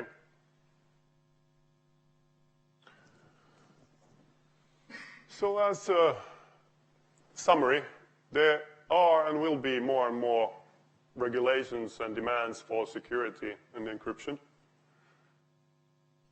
The layer 1 optical way is a very efficient way of doing that between the data centers. You have high bandwidth and very good throughput, not too much delays, low latency. And there is a nice scalability factor there. Yeah, and as said, you can do it either in your own dedicated network or even through an operator cloud. So that is about it. Again, back to the question, thinking about why should I encrypt? What is really the value of my information? So it's an easy insurance. And then finally, getting back to my favorite animal, the pink elephant is encrypted, and therefore you cannot see it. So that's the only thing that you have to remember, actually, from this session. Thank you.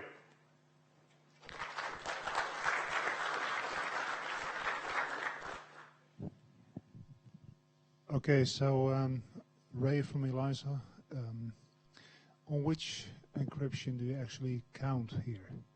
Sorry? Which encryption method do you count here? AES-256 or what? Yeah. So you'll be wearing a helmet in your car? Sorry? You'll be wearing a helmet in your car when you drive? If that's the analog, I suppose, yes. Okay, then we have our Do you dear friends from... Do you want to elaborate that? Well, it will just slow down everything, right? Sorry? It will actually slow down everything. No, not really. No? Okay, so then we have our friends of the NSA. They're actually the only government department that actually listens. Well, that's of course another thing. It's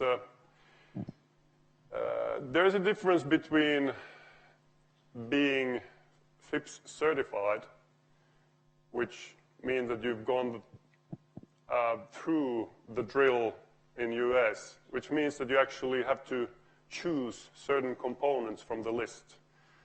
And then there is an option, like Adva has done, we've taken the best practices of the methodology and actually then used some of our own components that basically this basic product has been available for 3 years.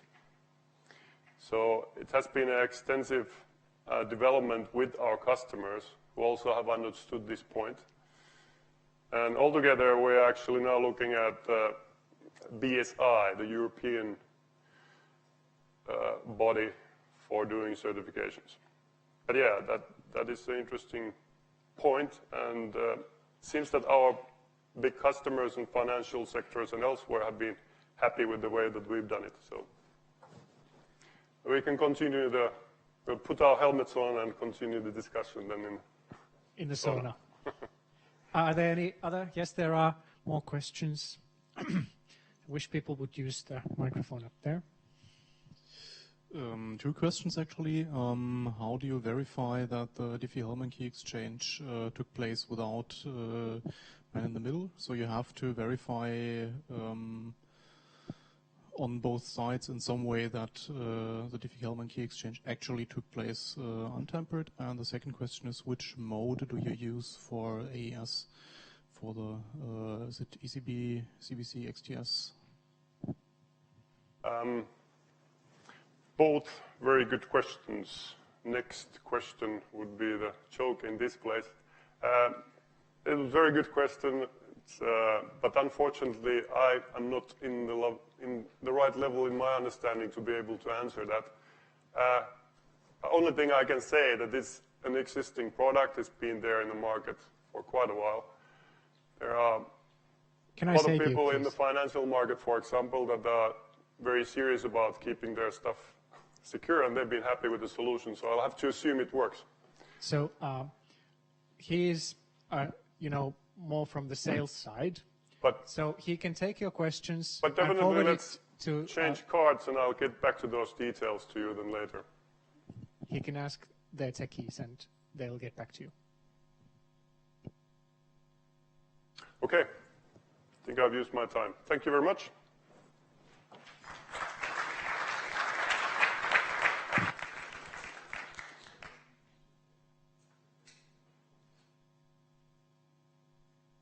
Okay, so the program says that we have a break now, but since we are running a bit late, we'll skip this break, and Michael Holmberg from Extreme Networks will be giving his presentation now, and we'll have the break right after Michael's presentation.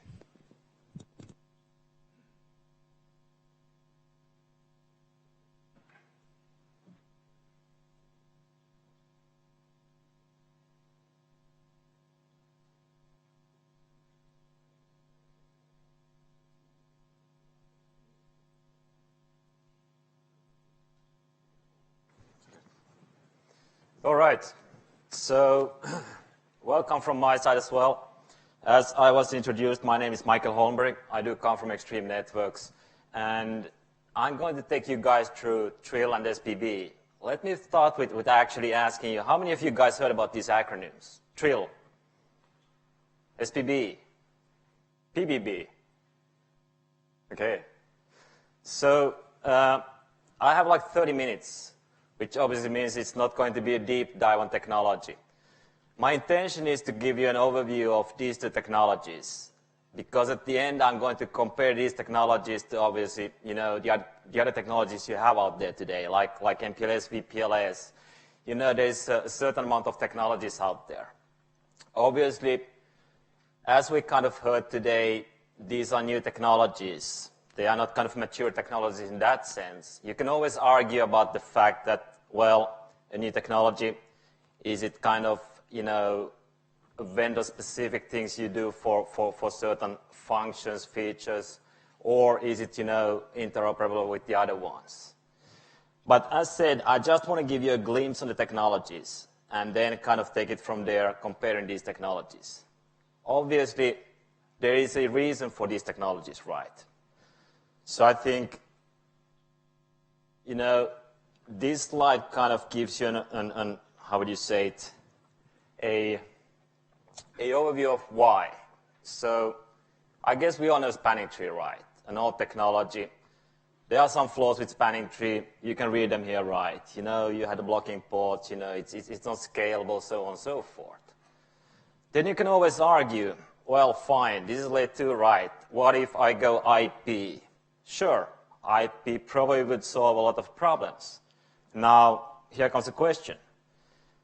There are some limitations with IP, right? Complexity, as well as, from both an operational perspective, as well as from a management perspective, as well as from an implementation perspective.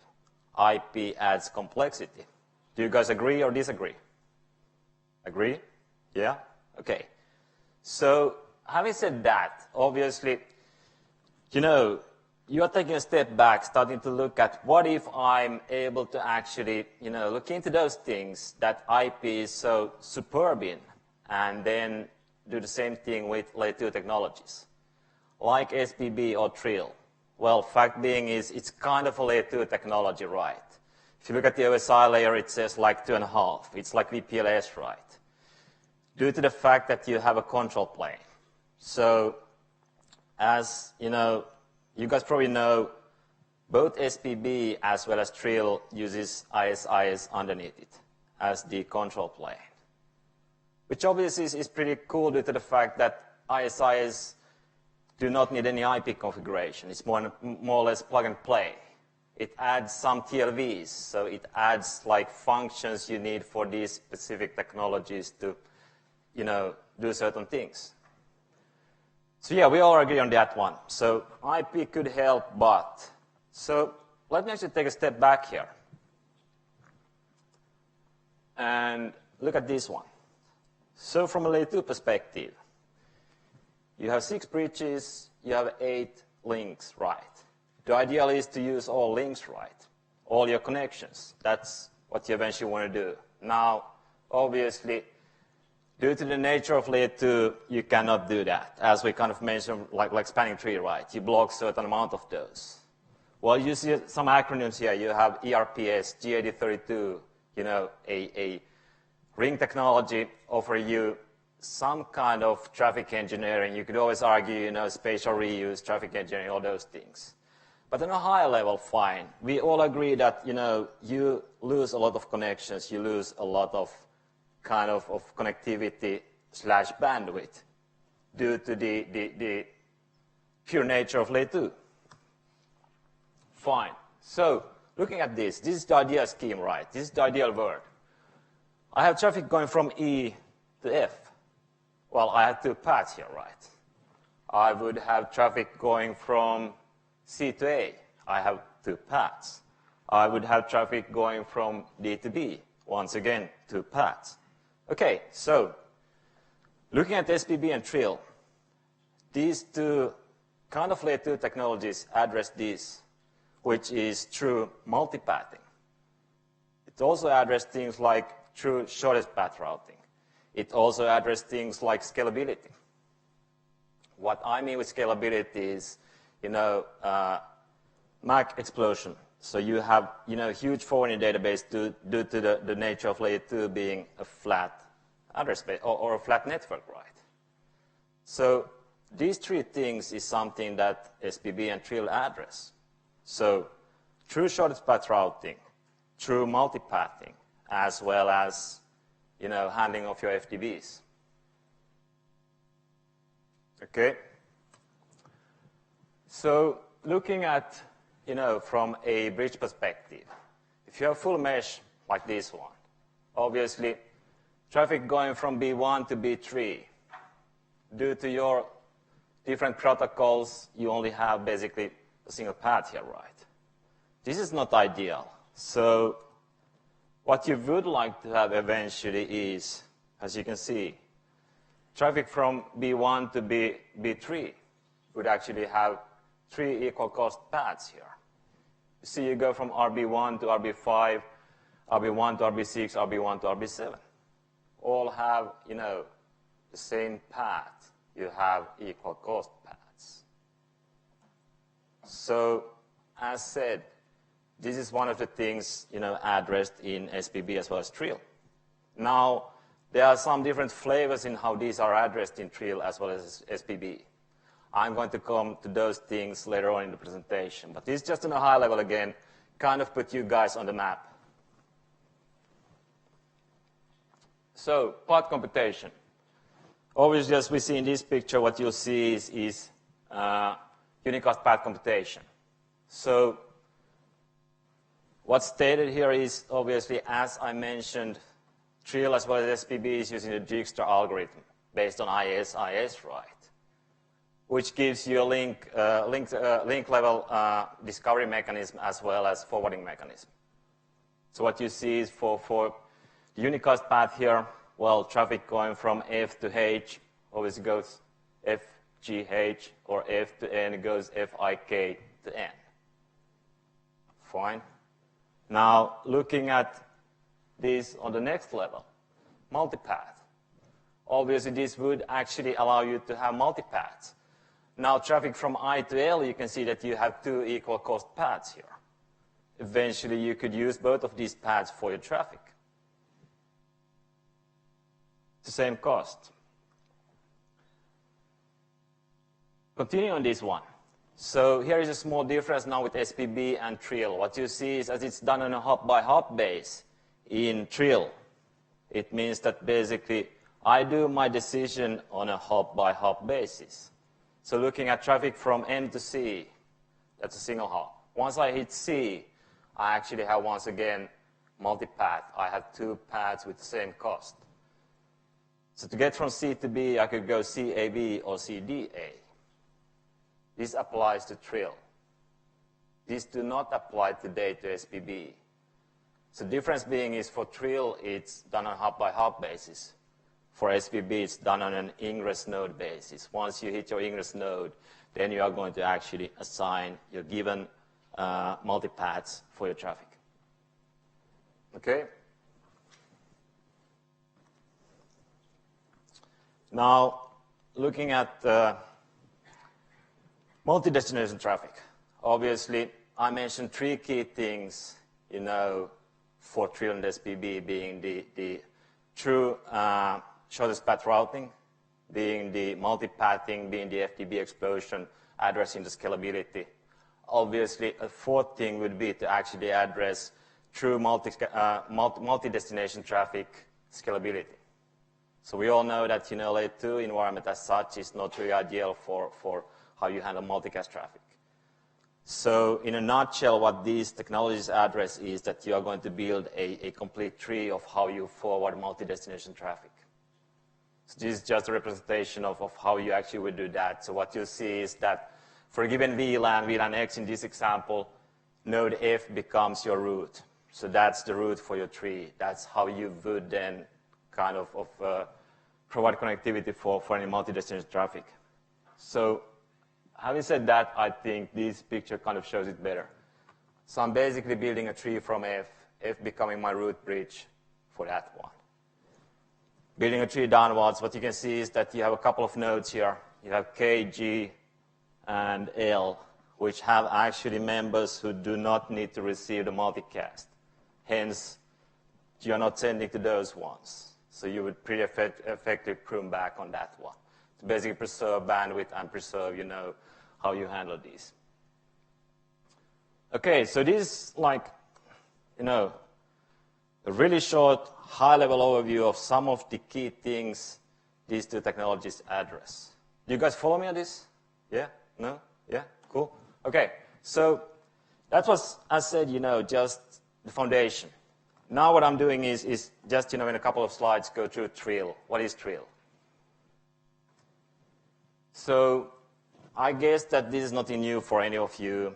I mean, Trill is founded by the same, or actually, the one who invented STP is also inventor for the Trill. You can see what Trill stands for, the acronym. So it stands for Transparent Interconnection of Lots of Links. That's the acronym, right? And it provides you multi-link connectivity from A to B. Now, I kind of already covered this slide shortly, right? So saying that ISIS was actually decided to be the underlying control protocol, control plane for both Trill as well as SPB. Due to the fact that it's plug and play, you don't need to have an IP address scheme on those. And it also introduced TLV values that can be used for certain attributes within SPB as well as Trill.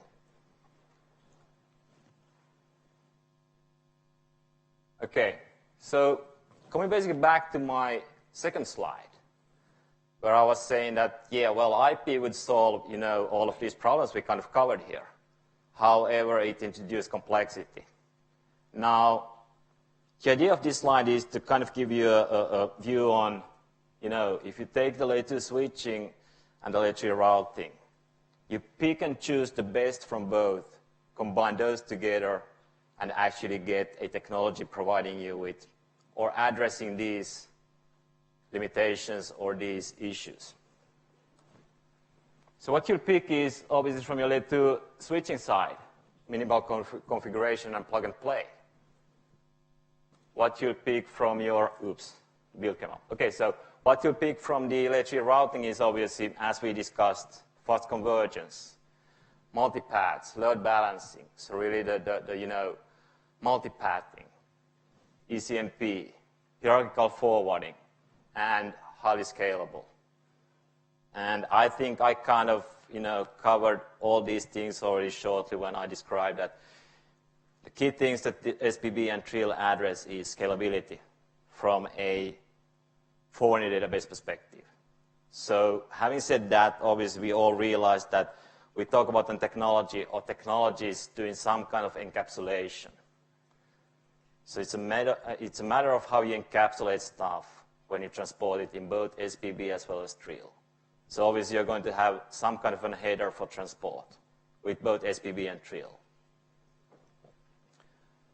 So obviously Trill and SPB gives you minimal configuration, plug and play, fast convergence, multiple paths, load balancing, hierarchical forwarding, and highly scalable. Okay? So digging into Trill a bit more. What you see is basically the Trill header. So what you see is the M bit, which basically stands for unicast or multi-destination frame. So this is where you actually set that bit for providing connectivity, either for unicast or multi-destination. You have a hop count to mitigate loop issues, obviously. Then you'll have something that you see a nickname, right? So basically, all your R bridges. So here's an acronym again, an R bridge. An R bridge is actually a Trill-enabled device. The R bridge function is to take an Ethernet packet, encapsulate that into a Trill header, transport it, and decapsulate on the other side. This is on a high level what it does. Now, these Trill R bridges work with nicknames. A nickname is a network unique name. So it's network-wide. You can see there's different mechanisms in place how you would then either statically assign these nicknames or they would be automatically configured for you, so on and so forth. So once again, this is on a high level. So an R bridge, that's a Trill-enabled device. Your access VLAN, that's where you're accessing your R bridge. Then you have something called a network VLAN, which is your transport VLAN. Okay, going to the next picture. So this is basically, your Trill campus network. Obviously, the first thing happening is hellos are established for ISIS connectivity for the R bridges. So you do ISIS hellos to just do a network topology discovery. You are going to elect a designated R bridge. Now, obviously, you're going to exchange your LSPs. So your link level database, are synchronized, so you know how your topology looks like, as well as all your nicknames, all your VLANs, so on and so forth. And calculate the optimal path for virtual unicast and multi-destination traffic. And eventually, as you can see in the picture, you are going to have an appointed forwarder, which is the forwarder for a given VLAN. So now, VLAN X and Y, those are the access VLANs, right? You are going to have an appointed forwarder for these given access VLANs to be transported over your network VLAN, which is your Trill encapsulation, to the far end where your decapsulation happens again. Follow me on this? It's high level, but we're all fine with this. So this shows you the encapsulation, basically. On the left-hand side, you have your Ethernet packet coming in. Then you see how your encapsulation takes place. So you see you add in a Trill header and an outer Ethernet header. Obviously, you can see for the outer Ethernet header, you have an VLAN tag. So this basically tells us that I do forward based on a VLAN. I have my Trill transport VLAN tag, right? On my left-hand side, the VLAN tag, the .1q tag, that's something I do not play with within my network side of Trill.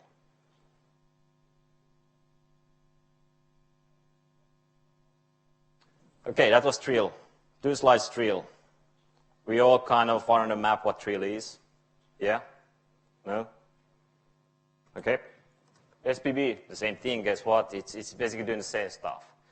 As said, there are small differences in how you actually do the multipathing, so on and so forth. But otherwise, it's a matter of encapsulating things. Now, as you can see, you basically have 2 flavors of SPB. You have the V and you have the M. Now, I was asking in the beginning, how many of you guys do recall PBB, provider backbone bridging, AH? Yeah, so SPBM uses MAC-in-MAC encapsulation, while SPBV uses Q-in-Q encapsulation.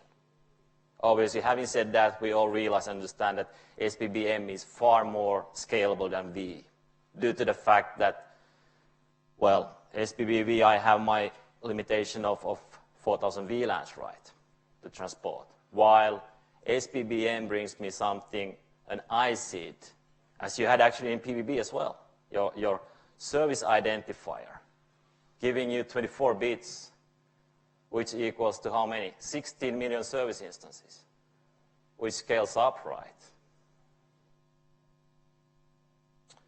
So as said, SPBV and SPBM.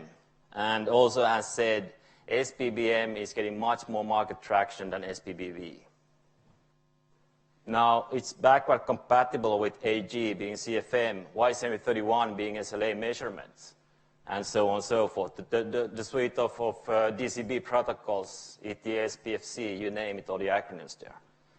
So it's basically backward compatible with all of these. And as we can see, equal cost. So you have multipaths for this one as well, as I kind of started my presentation. Looking at the encapsulation. Excuse me. Yeah? Go back one slide. So it says 16 equal cost paths. Is this a limitation that comes from the standard, or is this your implementation limitation? That's a good question. My understanding is this is a standards-based limitation currently.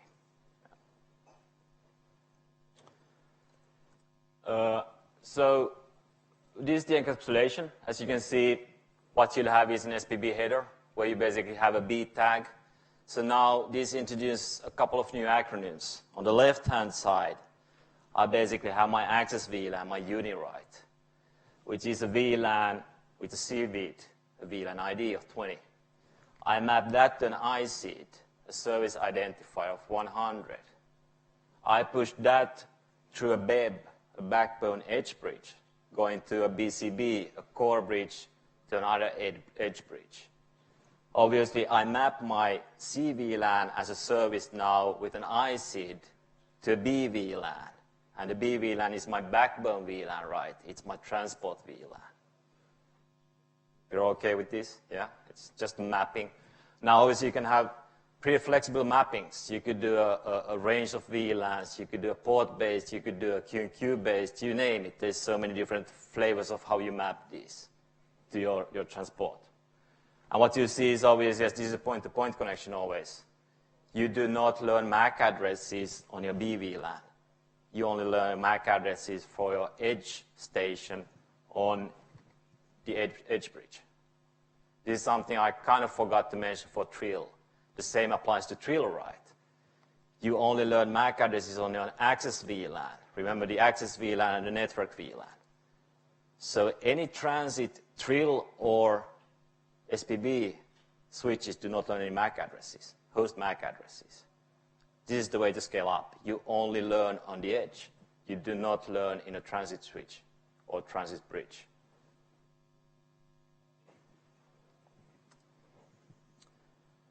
So that was basically 2 slides on SPB. Kind of got a glimpse, understanding what it is. Now, what I'm going to do is have a couple of slides on comparing these technologies now. So obviously SPB, Trill compared to VPLS, MLAG, a flavor of different technologies. Starting with some kind of a MLAG implementation. Obviously what this gives you is 2 core switches, as you can see the purple boxes.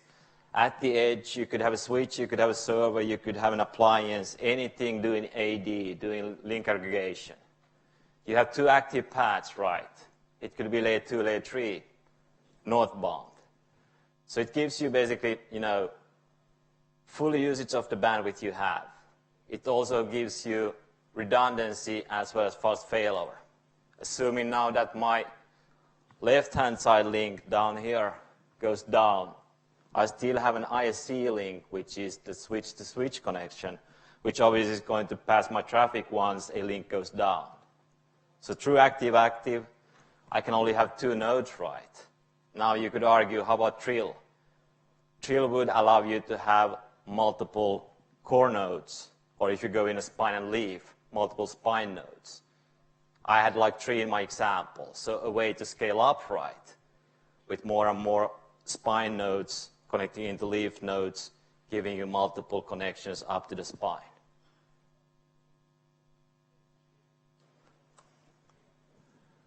VPLS, well, I guess we all know what VPLS is. It's an ELAN service, right? So it's a tenant who is seen being on the same LAN across your cloud, providing you a VPLS VSI, a virtual service identifier, basically, that connects you to the same LAN.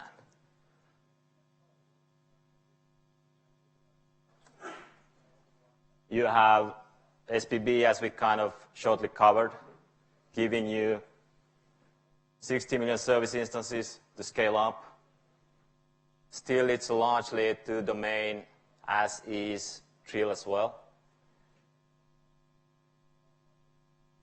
And this basically shows you, how the layer 2 is really evolving. So starting many, many years back, you had the 82.1 going to the Q-tag VLANs with the limitations of 4K VLANs, right? To address that one, the AD, Q&Q was founded, where you actually now added a second tag V or SVLAN. So now eventually you have 4,000 CVLANs can be transported with a single SVLAN. Right, so that would scale up for you. You still actually have all your kind of layer 2 issues. How would you deal with loops? How would you deal with, different things? These do not address any of those things. This is pure layer 2 scalability in that sense. And then AQ being SPB, right? Where you see that eventually now you have much higher scalability from a service perspective. Okay, so going to this slide. This is basically the last slide. comparing these technologies. So looking at the Trill SPB, obviously they are new technologies, right?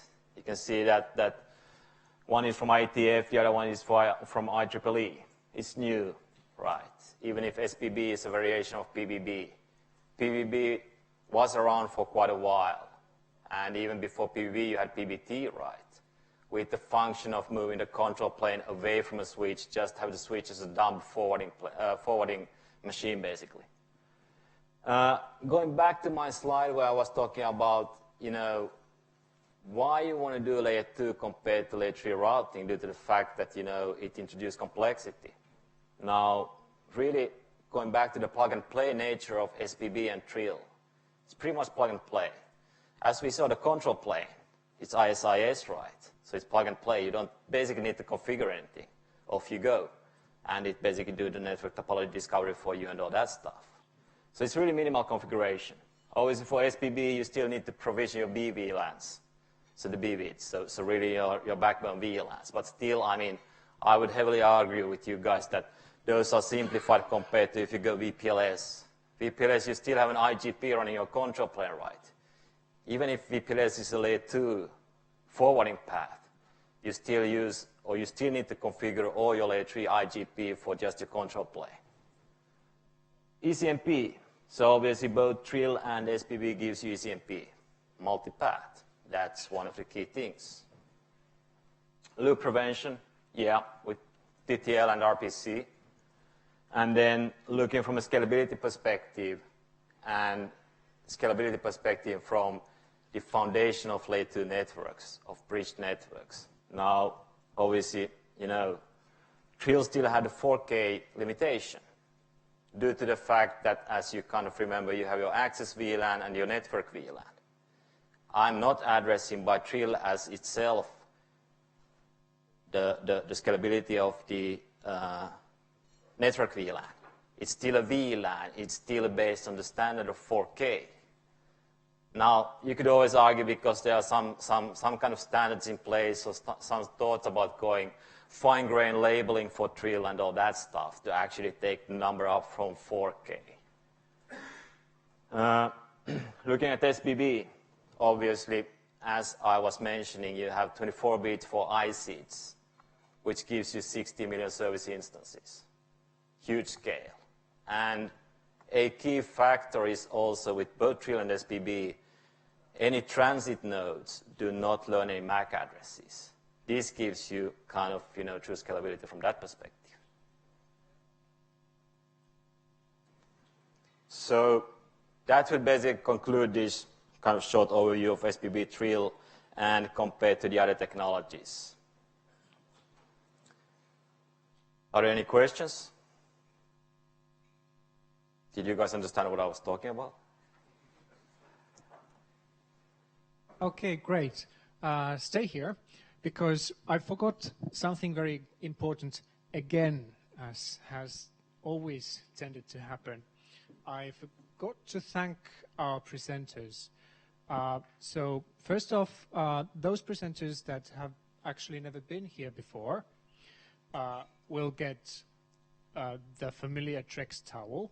So Hannu, where's Hannu? Oh, there you are. Steve, Teemu, and Kari Likovuori. Can you all please come up here? Teemu Peltonen.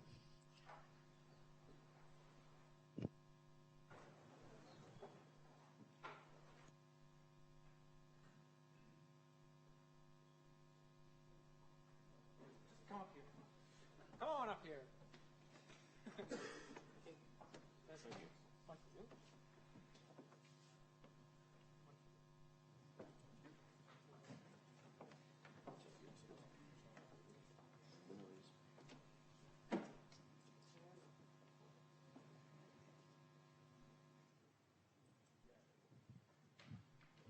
And then, since the rest of the speakers have already got a towel, we had to think of something new this time.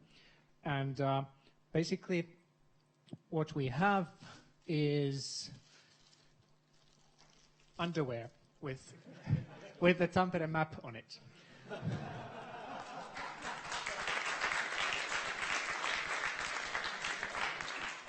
So, Jari-Pekka Satumäki, are you XL? Okay. This should be XL. No, actually, this is L, but it looks pretty big. If I find an XL, I'll give you one. Who else? Klaus Nieminen. There we are. Well, you're probably a medium, right?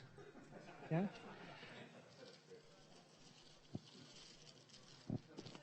Here we are.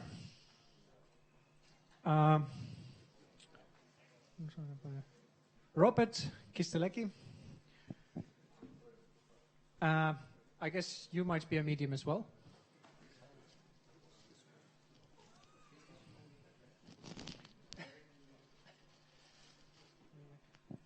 These are large. Oh, here's an extra large one. Well, you take a large. I'll give you a medium later if I find one. Where are we? Sami Kinnunen. There we are. And Ari Saloma.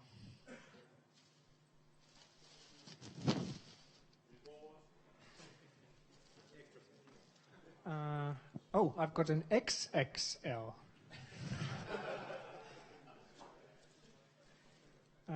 That's an L.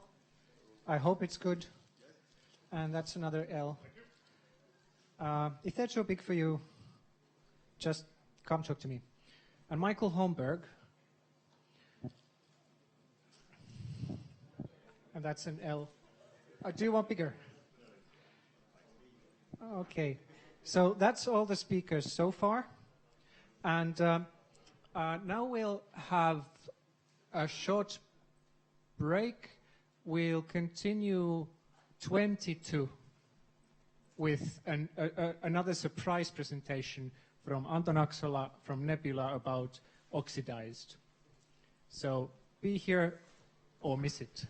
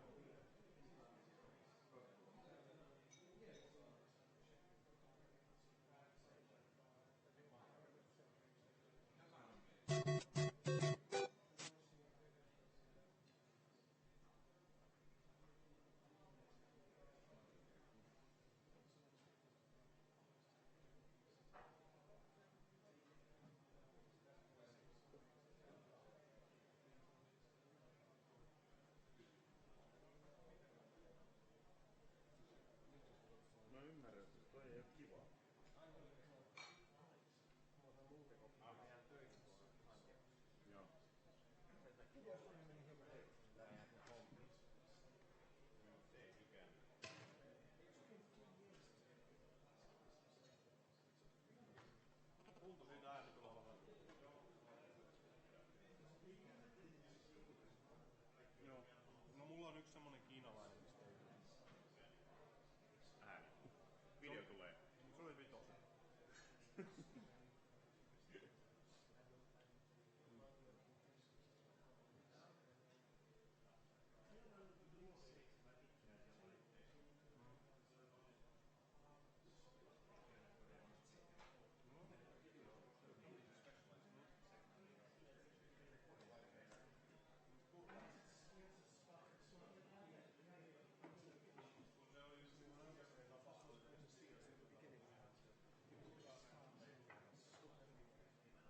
Laitako se Oxidized siitä pitäisi alkaa? Tarvitsisi käydä metsissä oikeastaan. Laita sen ensin ja sitten.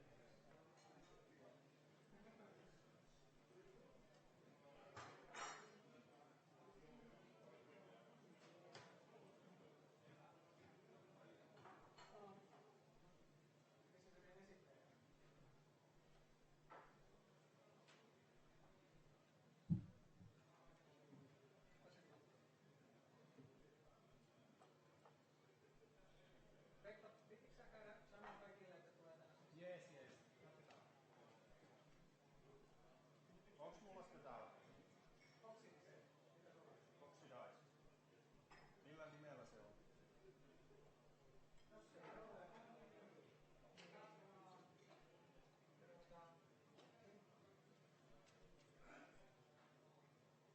Tää oli nyt joku yllätyskeino.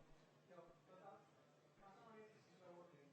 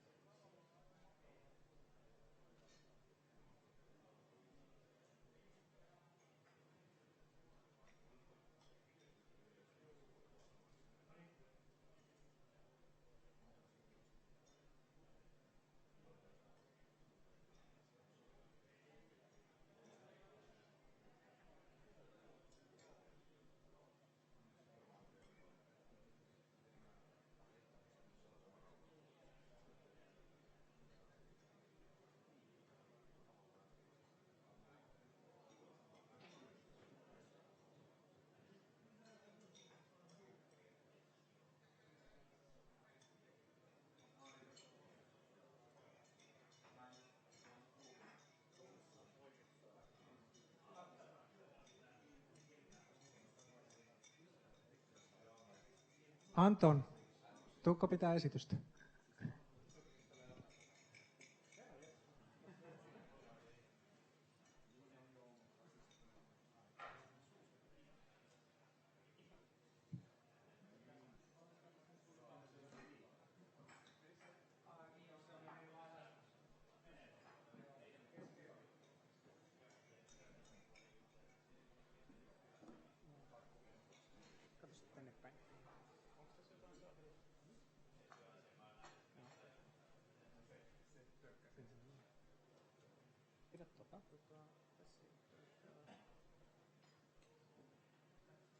Onko tämä väärä versio vai?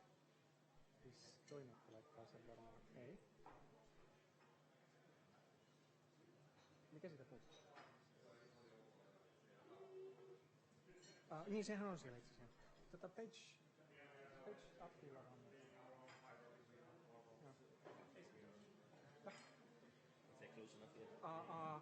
Katsotaan, tuohon.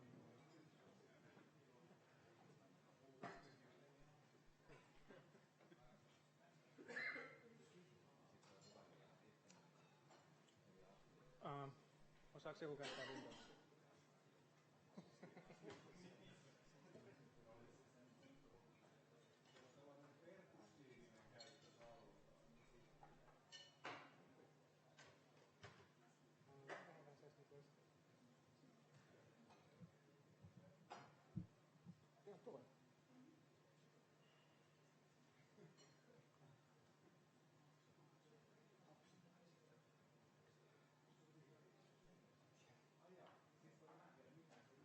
Okei, hyvä.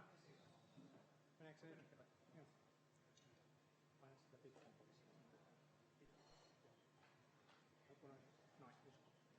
Okay, so Anton Aksola from Nebula will give a presentation on Oxidized, which is, well, I'm not going to spoil. Testing. All right, everybody can hear me. So, good afternoon, everyone. My name is Anton Aksola, and I'm here to tell you a little bit about an open source project called Oxidized and how you can archive your network element configuration with it. So this will be, I don't know if this is a lightning talk because I have lots of slides.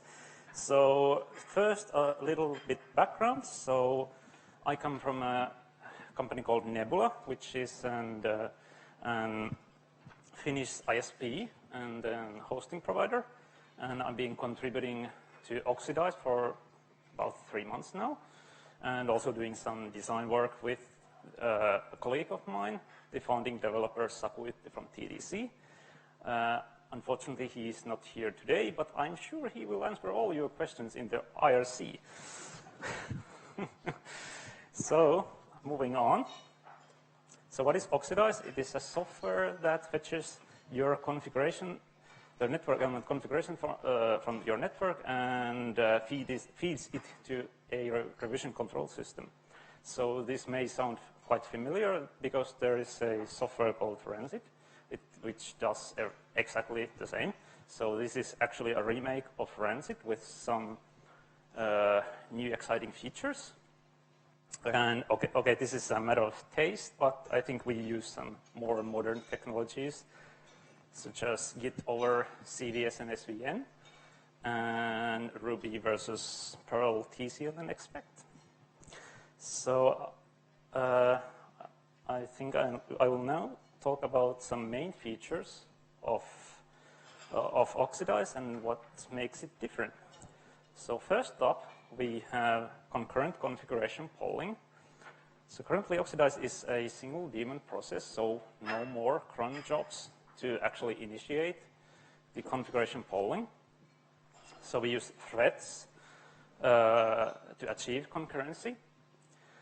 And so basically there's a thread per configuration poll worker, and we actually automatically adjust the thread pool size based on how many devices you have to poll, and what is the average polling time, and what is your target time window in which you want to Oxidize to actually go through all your nodes. There is one example. So there, if you have 10,000 nodes, 5 seconds on average per node, and target time of 1 hour, we get 13 threads. Naturally, you can limit the maximum amount of threads. Currently, only the configuration poll and preprocess are concurrent. The storing is still done sequentially. Naturally, the polling is the most obvious way to do concurrency because most of the time we are waiting for data from the network elements. So moving on, next up we have the modular design. So all the key components of Oxidized have been modularized. So it is easier to develop new features, and also you can, as a user, to choose what modules you want to use. So first we have the source module that basically loads in the list of your nodes. Currently we support flat files and SQLite. So basically you just feed in the host name and the model of the device. And also we support some additional parameters such as per node, username and password, and well, anything. Next we have the input module, which is responsible of interacting with the network elements. Currently we support Telnet and SSH, and SSH can also operate in exec mode for nodes that support it. So far we have not found many nodes that support exec nodes, so of course the traditional CLI user emulation is still possible. I think the Junos is the only one that supports exec mode. Next we have the output module that is responsible for storing the configuration. Currently we support flat files and Git as in local Git repository. Naturally you can then go and push that local Git repository to a remote one if you have, let's say, a GitLab server for graphical UI for tracking the history of changes. And last we have the model, and the model describes what to get from the network node. So basically the commands to run. And it also pre-processes the output. Currently we have support for the major vendors such as Cisco, Juniper, Alcatel. And I will talk about model more later, but it is quite easy to develop new models, so they should be coming quite frequently. So next, on main features, we have the RESTful API. That is an optional feature. You can install it and enable it, and after that you will have a small web server running still in the same process. And that provides you a way to interact with the Oxidized daemon. So naturally that can be used to integrate Oxidized into your existing systems. One use case could perhaps be a provisioning systems where you could perhaps notify Oxidized when some nodes have changed. So Oxidized would go and fetch the latest configuration. We use JSON for input and output, and there's also a HTML GUI for human interaction. And I have few screenshots here from that. Here we have a node listing view. We have 4 nodes here, and we can see that they all have been successfully collected. And there are also some actions here, the config and update. The config actually gives you the latest configuration from the output module, and the update instructs Oxidized to go and fetch the latest configuration right now. There's also an option to refresh the list of nodes from the source module. And then if we drill down to a node level, we can see some parameters and information. So basic stuff and the information from the last time the node was polled, the timestamps and the time it took. And then we have also custom variables, which are loaded from the source module. One use case for device-specific variables would be an enable password for Cisco devices, but those variables can also be used for informational purposes, if you like.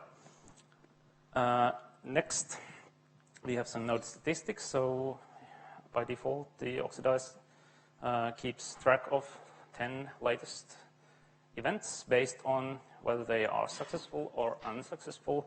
So this JSON view you could perhaps use to integrate Oxidized with your network monitoring system to do some alerting if node collect would fail. Next, we have the, as I mentioned earlier, the possibility to actually fetch node configuration through the API. So in this case, we have a snippet of a configuration from this particular node here. So I think this has some use cases as well. And now to the final feature, I want to talk about the model API, which is actually the coolest thing in Oxidized. So at least in our organization, we use Rancid quite a lot. And the main pain point was to actually introduce new models, new device models to Rancid. It is quite tedious to do that. So we need something better. So models should be fast and easy to implement. And we really like the don't repeat yourself philosophy in this case, at least compared to Rancid. And it would be nice if developing new models would be even achievable for people that don't know much about programming. So model API in Oxidized is written in Ruby. So models are basically just Ruby classes. We have this DSL or domain-specific language that you will use to interact with the network elements. And it also provides some convenience methods. This way, simple models can be very short and very easy to read. But you still have the power of Ruby to do whatever you like. So this was also one pain point for our organization, that we had these multi-context devices such as firewalls and load balancers, and it was very difficult to actually collect the entire configuration with Rancid. So we have that possibility now. So now I would like to show you a few examples of how to build a model. So here's a very, very simple model for Alcatel routers. We first start by defining the name of the class. In this case, Timos. The current convention is still to use the name of the underlying operating system. And we then inherit the Oxidized model base class. And this turns our model to an Oxidized. It turns our class to an Oxidized model. Then we call the prompt method, because Alcatel routers don't know how to do SSH exit mode, so we will have to provide some kind of hint what the prompt looks like. So it's a standard regular expression here. It's a quite complex one because the Alcatel router prompt changes quite a lot. Then we have these few methods here, CMD and CFG. The CFG actually is used to configure an module, an input module, in this case SSH, to tell, in this case, what to do after post-login and pre-logout. And in this case, we say environment no more. And that actually tells this Alcatel router to disable the CLI pager. And also we gracefully, we'll do graceful disconnect. And now we have this CMD method, and we provide it with this parameter admin display config. And what Oxidized will do, it will execute this command, capture the output, and feed it to the output module for storing. So it's very easy to actually do this kind of basic commands. You don't have to do anything overly difficult. But we can still enhance this model. So if we would like to enhance this with some hardware information, we could declare a comment sign by calling this comment class method with this hash sign parameter. And this tells Oxidized to use this as a comment sign. And then we again run a command, in this case show card state, but this time we have the Ruby block do an end between that. And what Oxidized will do, it will run this show card state command, capture the output, and then run everything you have defined in the block. And in the block, we capture that output in the CFG variable. And now we have the showed card state output in the CFG variable. We can call the comment method again. And what it will do in this context, it will actually prefix the text in that every single line with that hash sign, so we can include it in the configuration. And we can still actually apply the configuration back to the network node for reverting purposes. And finally, I have a more complex example for context awareness. So this is a snippet from the Junos model. Here we actually run the show version command as in previous slide, the same way as in previous slide. But this time we actually look for a line that starts with model colon, and we will use regular expression for that, and also for capturing the result. And if we find one, we will store it in this model instance variable, which we can use later. And we do that in the post block. And basically what this post block does, it will be executed right after all the other commands. And everything that is returned from the post block will be appended to the configuration that will be stored in the output module. So in this case, we will use case and when structure to actually see if this particular device is an MX960. And if it is, we will run this additional command, so chassis fabric reachability. And again, we will use this comment method to comment it and return it to the output module. So this way we can achieve context awareness. If it would be easy to add new models to that structure. So a little bit about to do. Oxidized is used in production environments, particularly TDC is running an instance of about 2,000 nodes, if I'm not incorrect. And we have also LeaseWeb as a user. But still there's a lot of things to do in regards of documentation and testing. So it would be nice to get new users and to get some feedback. So if you're interested, go and try Oxidized. So this has been it. So please go and install Oxidized. Here's a GitHub link.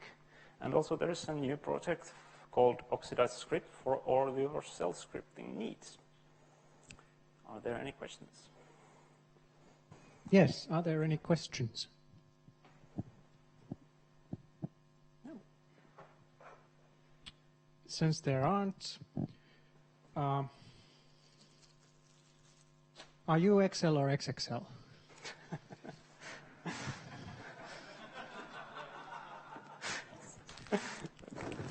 Okay, that was just a normal large. Yeah, push. Yes.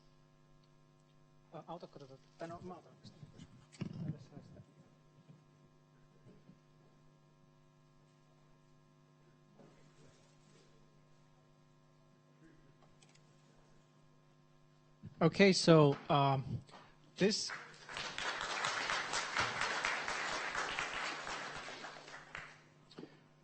Now it's time for the small ripe ceremony. Do you want this? Now it's time for taking my revenge on Alexi. So as you may remember, I talked about the RIPE Atlas anchors, and you probably have heard that TREX is actually hosting one. and they have almost been the first one, but that's unfair because the first one was the RIPE NCC itself. So there was huge competition for being the second one, and eventually they turned out to be the third one. 6,000 is the number for all the RIPE Atlas anchors. So we would like to thank Alexi and TREX in general to their contribution to the RIPE Atlas anchor network. And with that, I'm going to hand over a hoodie. Yay! And considering the weather, if I really want to get back at him, then I would like him to, put it on and run around 3 times the building or something. That would be awesome. See you soon. Okay, so next up, technology permitting, we will try to get to the presentation that is actually in the program for this minute, which is from Staminis Networks from the US.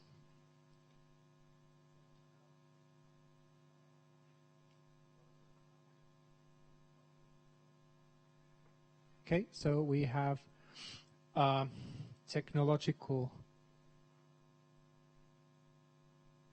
Okay, start here. Did you click that already?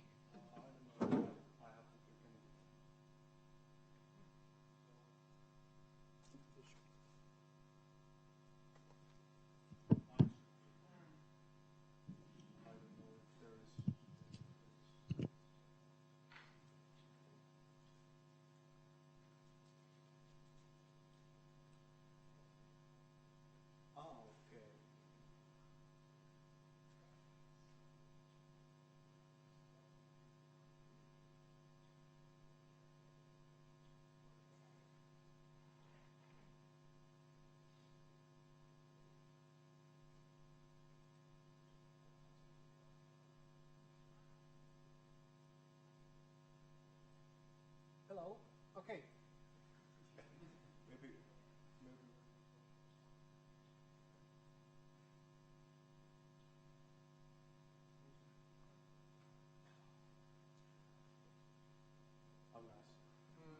So that's the virus. Yeah.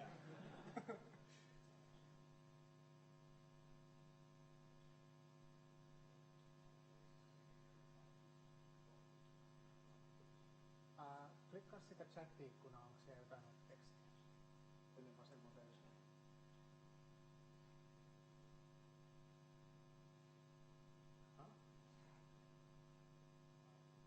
Tuliko se sinne ruutuun? I don't actually know where it is.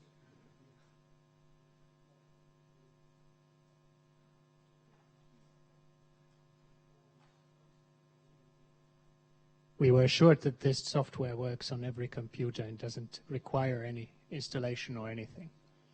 Just go to the website and it works.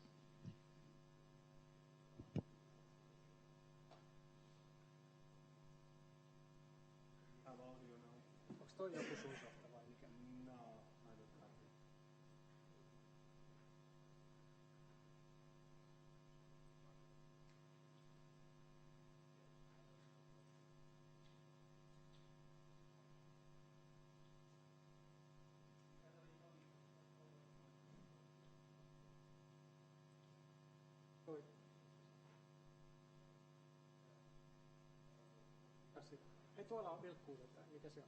Mä vaan etsin. Onko sit sä?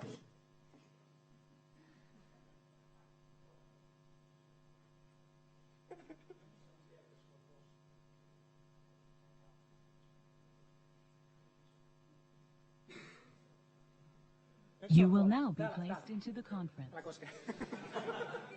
It's not my Hello, can you guys hear me? Can you hear us? Yes, we can hear you. Okay, go. Perfect. Well, good morning from California. We, Stamis Communications, we are a DDoS mitigation provider. We founded in 1998, about 15 years ago. So we've got a lot of experience in dealing with DDoS mitigation. We currently offer a variety of services to data centers, colo centers, and various enterprise companies. We offer services through the cloud or through hardware mitigation. Let me turn off my stream here so I don't get feedback. So we help customers in all different types of different companies, basically from gaming to online hosting providers to financial services, all across the board. So moving on here. So as you're all aware, DDoS has become quite a big problem in the last couple of years, with attacks becoming a lot easier to launch. So one of the, as you see the two graphs here at top, there's two different types of attacks that are the most common. The one on the top left is attacks that last only for a couple minutes and burst at extremely high bandwidth. The goal for these attacks are to get a null route or a black hole on the customer to take down their services for 24 hours or more if they don't have DDoS mitigation. And the attacks you see on the right graph are longer sustained attacks. These attacks are usually to rack up bandwidth costs for the client, or again to cause a null route or black hole if they do not have DDoS mitigation. So as you're all aware, there's a variety of reasons people attack, whether it be to take down a business because it's a competition, it could be an employee that's fired, or just become famous on the internet. As you are aware, back in January and February, there was large NTP reflection attacks, and those were caused just for the lulz, actually, from a group of attackers called derp trolling that were targeting various game hosting companies, which just happened to affect the rest of the internet due to the large attacks that were occurring. If you're not familiar with how easy it is to send an attack, you can literally go and type in DDoS, booters in Google, and you'll come up with a variety of different services. And it's come to the point now where there are actually almost many businesses. They're not called, of course, DDoS services. They're stress testers, that test your network. But you can go on there and buy different plans for attacks that last, for 15 minutes up to an hour, or different size of attacks. So it's definitely something that you can do very easily. Even though the slide says for under 150, I've seen these booters go for under $15, and we even see kids using the attack. One of our clients we got recently was a school district in Canada where the kids were sending attacks in the morning at around 6 a.m. so that emails to substitute teachers wouldn't go out, so they didn't have to go to class. So it can be small stuff like that to actually attacking large enterprise companies so deals don't get done. So moving on to the next slide, what are the effects of DDoS attacks? I'm sure you're all aware, downtime of the website, but for a lot of companies on your network, the cost is quite a bit more. The biggest cost that we've seen is basically reputational damage, is that when someone goes to a website that is down, they're more likely to go to a competitor's website. Obviously, there's lost revenue involved in it, whether it be someone purchasing something that same day, or the lost revenue of customers, that might leave, and potential revenue. Then again, if you are a government-based organization or a bank or something, there also could be regulatory actions or investigations if you did not have the proper mitigation in place. So we estimate there's an average of $10,000 per hour in loss for attacks for medium to large companies. So you're wondering, how do we stop attacks like this? So there's a variety of different configurations that you can protect your network with. The most effective one would be the hybrid mitigation. This is a blend of cloud services and also hardware services. So the hardware services are great for mitigating smaller attacks and application layer attacks on premise. Now, the one downside, which we'll go into later on, actually, is the cost of this and the amount of bandwidth you have to have. But because it's a hybrid solution, that's when you're able to mitigate the larger attacks on the cloud. So, for example, Stamnus' hardware solution will be able to set thresholds for attacks on your network. And when those thresholds are breached, they'll do automated BGP announcements to our network, which will then mitigate the larger attacks. So this is the best solution to keep latency low and to mitigate all types of attacks on your network. So another solution is a cloud mitigation solution. This is solely based on offsite mitigation, and you can set this up with a cross-connect or a BGP announcement. The really only downside to this one is that there is going to be increased latency, and you're not going to have as fast as mitigation for the application layer.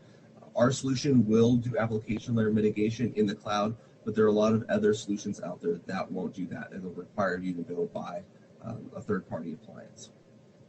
Then there's the CDN mitigation solution. This is provided via proxy. I'm sure you're familiar with companies like Cloud4 and Capsula. Basically, all it requires you to do is do a DNS record change to one of their IPs, which then they will mitigate any attacks automatically.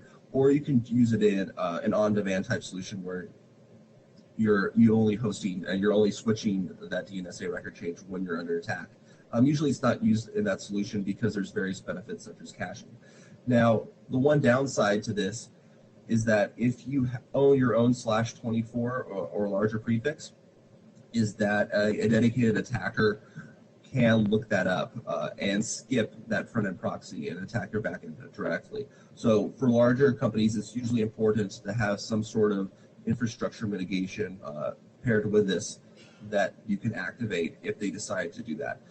Now, the only problem with that is that if the attacker's smart and you don't de-announce your DNS record changes to the CDN, they can actually spoof the CDN IPs in order to bypass that. Because usually if you have infrastructure protection and the CDN, you'll be whitelisting the CDN IPs. So you want to make sure that you're going to have one activated at a time. Finally is on-premise mitigation. This works great in theory, but has a lot of problems with scaling. And is also extremely expensive.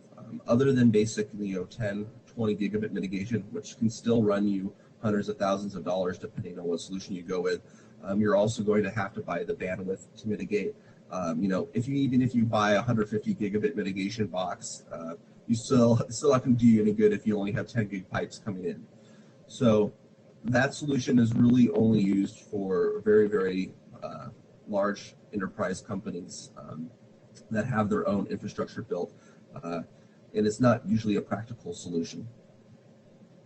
So those are the 4 types of DDoS mitigation configurations that you could choose from. Obviously, as I said in the beginning, that hybrid mitigation is the most effective. So there's 2 different ways that I described to activate DDoS mitigation. First of all, they both can be used in an on-demand and always-on solution. So with the on-demand solution, is when you decide when to announce your IPs to the cloud. So you can do this only when you're under attack. And the always on is when the IPs are announced always on. That way the cloud is able to automate the mitigation structure and detection of DDoS attacks. So the first way to do this is through, if you have your own IPs, /24 or larger prefix. So you can do a BGP announcement via Anycast GRE tunnels to our cloud solution, or if you're near one of our locations, you can do a cross-connect. The other way to do this is that if you don't have IPs or you need to use Staminus IPs, Staminus can provide a /24 and send those to you through GRE tunnels, or you can use reverse proxy, similar to the CDN, and just do a DNS record change. So this is just a brief overview of how our network's set up. We currently have locations in Los Angeles, New York, and Amsterdam. Those can be, you can just use the cloud by itself by doing the BGP swings, or you can have the appliance gear on site. We have 2 different types of appliances. We have an appliance called a Sentry, which just does monitoring, which will basically just sit next to your edge router. It can take traffic in via an optic, or it can tap right into your edge router. When it detects an attack, it will do a BGP swing to our network, which will mitigate. Once the attack is done, the traffic will de-announce and go back to your network. Or we also have a mitigation appliance, which we sell in 10 gigabits per second mitigations. And we don't actually sell the mitigation box as a service, so it is a monthly cost. And that will also automatically do BGP swings for attacks above the mitigation capacity. If you already have a third-party gear that you've invested in, then we can also work with you there with our monitoring appliance. So we can work with an Arbor or Radware box that you may already have and extend the shelf life of that by leveraging our cloud to mitigate the larger attacks, so you don't have to continually upgrade. And as far as the types of attacks we can mitigate, we've been able to mitigate all attacks coming in. Obviously, there's going to be new attacks in the future that no one is familiar with. And that's really the most important thing that a company can do, is how fast can they react to these new attacks coming in. So we're pretty proud with that, because since our company only focuses on DDoS mitigation, we're usually able to handle zero-day attacks in under an hour by pushing new code. You run into a lot of problems with hardware solutions or various other solutions that aren't able to mitigate those type of attacks very quickly. It usually can take days. There's a lot of transit providers, that can take multiple days to even, acknowledge that there's attack coming in. So we're definitely able to help immediately, and we're also able to, code stuff specifically for your needs. With DDoS mitigation, every solution is different, so we can provide custom quoting for you and be able to work out, a consultation for your specific needs, whether it be to provide transit for your clients to your data centers, or to provide a single customer of yours with a specific protection for IPs and a not protectable data center. So on that note, if you have any questions for me right now, that'd be great. If not, be happy to talk later on. You guys can shoot us an email, and we can go over any other additional solutions.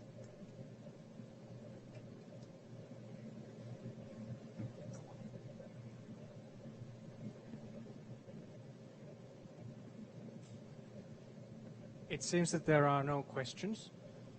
So thank you. And I wish I could give you the underwear, but you're a bit far. You know what? I actually can't hear you that well. You're breaking up, unfortunately.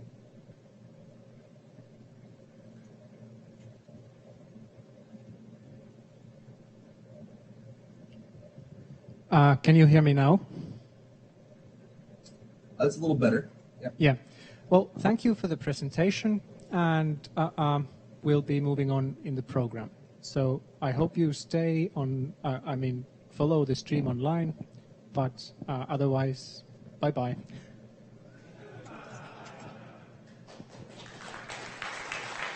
All right, thank you very much.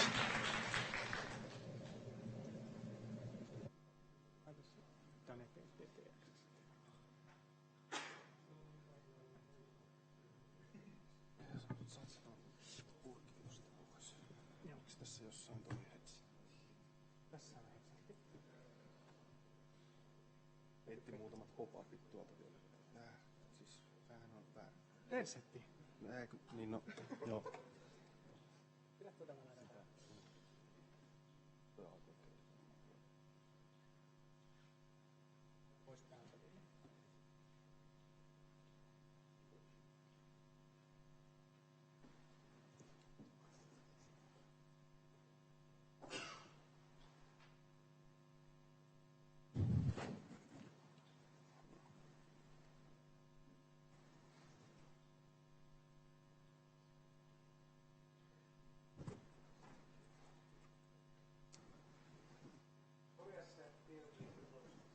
Yeah, that's exactly what I was going to do.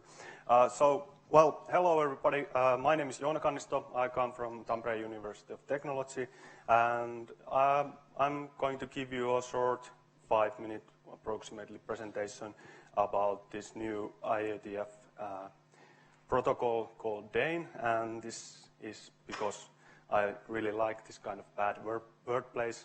The presentation is titled "Consider It Dane." And so what it actually is, so I guess many of you know what is DNSSEC, And so it's basically authenticating DNS records with cryptographic signatures. And so on the basic level, you get a secure binding between name and IP address. And then when you know the correct IP address, you are sure that you are talking to the correct person. And no one is listening you except those approximately 15 hops between you and the other party. Of course, there is crypto, like we had this VDM presentation about Diffie-Hellman, and you can always run crypto on that link. But if you don't get the public key of the other party reliably, then there can be any man in the middle, and they are basically then able to listen on your communications. So Dane brings these TLS certificates to the DNS and introduces new DNS record type, which is TLS-A record. And so with that, you can have self-signed certificates and bind them to the domain by using the DNS hierarchy. And you can also introduce new restrictions to what kind, so you can define what certificate authorities are allowed to sign these certificates for your domains. And you can also do secure service discovery of sorts, like that you can tell that in this port there is TLS available. So any party connecting to that port can trust that there should be TLS, and if there is no TLS and someone is then making it unavailable, then you can either drop the connection or, well, you get to decide. So this is mostly about authenticating DNS names, and at least in my opinion, it shouldn't have anything to do with this kind of trustworthiness assessments. Like the current CA system is doing a lot of that also, and binding other kind of attributes to public keys rather than only names, like physical location and company names. So for that kind of purposes where you need actually to authenticate something else than only a domain name and public key binding, then you might use the TLS kind of CA system still. Although you can, in many cases, also use Dane with that. But so what kind of support there is for different protocols? Basically, HTTPS, because it's so widely used by the end users, and the issue with application support is always pretty hard with them. And there is, at least on Mac OS X, there is one client that is able to use Dane for validating certificates, but not much else, at least usable options. But I think that for SMTP you can already use Dane to authenticate other SMTP servers, and that's maybe one of the reasons for that is that for SMTP there hasn't been much CAs doing that, or like CA certificates have not been used for SMTP.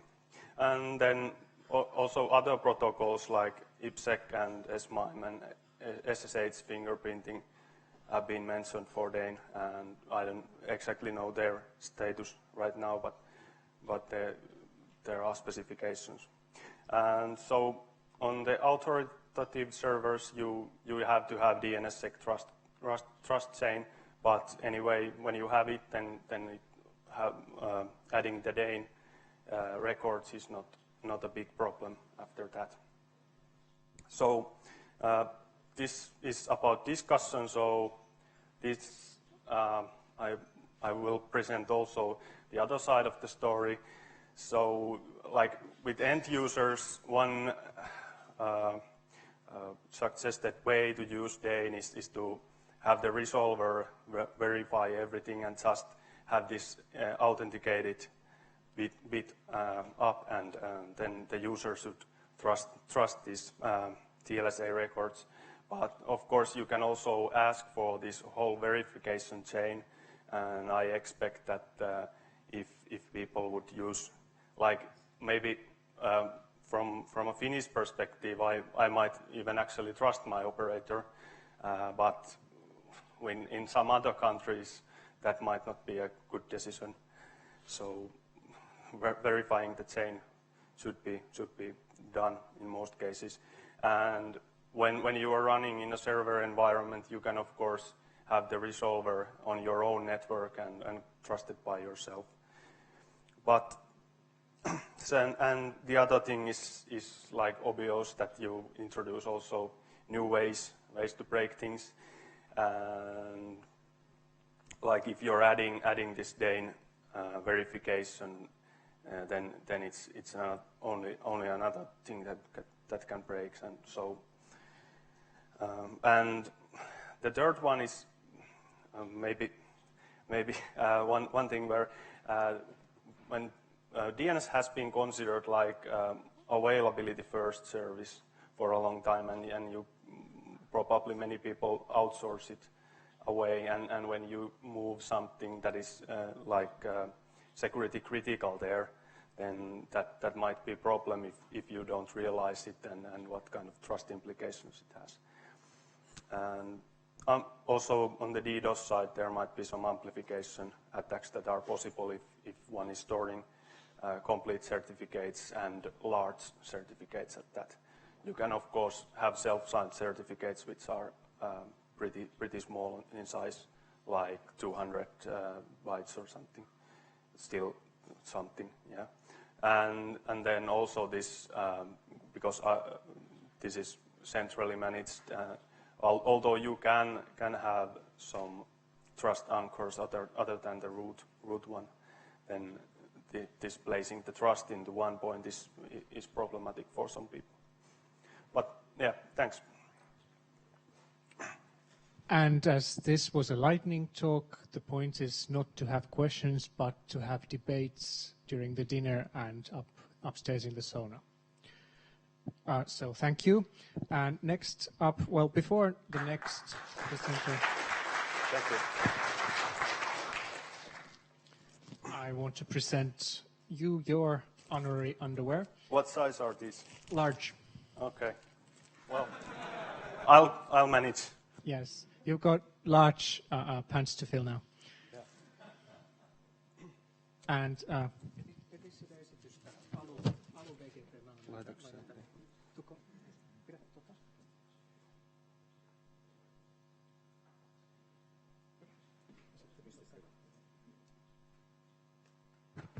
Okay.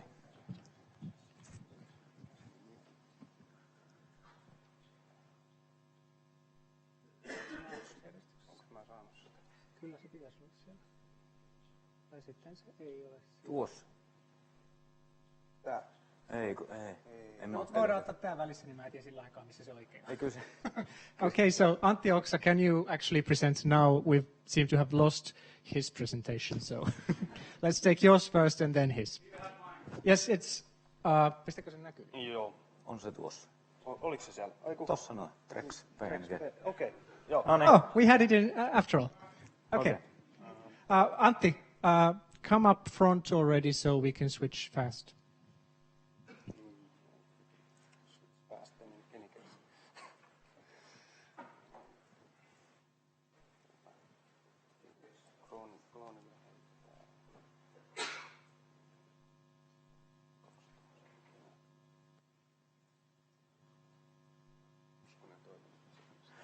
All right. My name is Hannu Ahala, coming from Oxidized, and I'm sure some of you have seen my face somewhere before. As you can see, we are a bit in a hurry, so I I mean, in this 10-minute slot, I will give you in-depth IPv6 training. So I will go through the slides like this fast train in Europe. So I will speed up my talking in hyperspeed. So sit tight. Let's go. Okay, maybe that is not going to work. So let's take the bit different approach. In the Finnish army, I learned that everything I ask, I need to give a motivation. So here's your motivation. So we are running out of the IPv4 address, and also we heard from Klaus this morning that there's a second motivation because Klaus is asking people to do so as well. This I call the so-called fight-back slide. So yes, we are running out of the IPv4 address. So meanwhile, we might want to do something called NAT. There are many variations of NAT. Just to show that well, I'm presenting vendors, so I'm promoting products. We have a product which can actually do the different kind of NAT in one box with the quite nice scalable way. I'm not here either to promote PPP. It's just summary slide of the challenges what the IPv6 also brings on the PPP side. Yeah, we are able to do that. We are also able to do the lot of on the let's say the IP world as such with the IPv4, IPv6 with routed access models plus on the bridge access models. I'm not really going through in detail all of this, but as you can see that the different scenarios what we get when we need to terminate a lot of customers with the different access networks, with the different support on the access network for the V6, we actually end up, I didn't count them, but the roughly 10 to 12 different scenarios that what you need to support. So it's getting complex. The latest, let's say, feature that we actually got that there might actually be someone who wants to run completely IPv6 environment only, and we are talking about the trigger packets. So the latest add-on on that is the router solicit packets. So indeed we can function only on the IPv6 log environments as well. Okay, I know. Then you start complaining that I have this pretty complex option fields that I'm actually using in my environment to identify customers and doing this and that. So we solved that problem as well. So we implemented the Python scripting capabilities in our BNG. So basically it means that we can actually take the DHCP v6 packets, match whatever field on that packet, put it in information in cache. We do some radius, local user database kind of magic, and when we actually return the parameters towards the customer, we can modify, use that information from the cache, and return basically whatever we like. So we kind of like changed the approach so that we are actually developing tools in our BNG to support whatever scenario you might actually have in your network. Scalability is quite okay. So we are nowadays talking about the, let's say, 256,000 subscribers in one system. So we can almost fit the whole Finland in our biggest system at the moment. And if you do so, it might be important to actually make it redundant. This is just to show the latest what we added on the redundancy mechanisms. It's a bit complex slide, but basically what it tells you is that the one-to-one redundancy between your BNC is always good. But if you might want a bit cheaper solution, there's like the oversubscribed multi-chassis redundancy as well. So you can use the, let's say, the one BNG system to back up your 500,000 subscribers in your network. Quite okay, I think. So to sum up, because I guess I'm a bit famous about the short presentation and I'm between you and your beers. We have a, let's say, the BNG solution, which is able to provide also the IPv6 capabilities with the quite scalable speed and the different access scenarios. And the, yes, we can integrate some application awareness, security, NAT, video stuff on top of the our BNG. That's about it. How fast was I?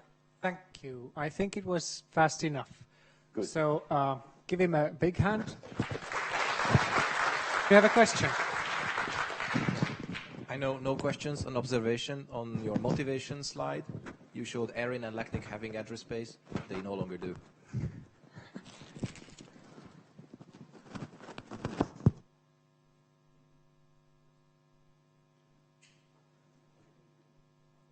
Hei, lähetä mulle se toinen presentaatio, niin katsotaan mahtuuko se.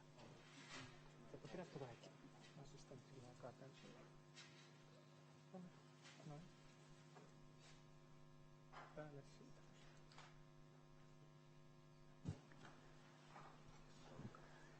Siinä, sillä sitten nyt siellä se.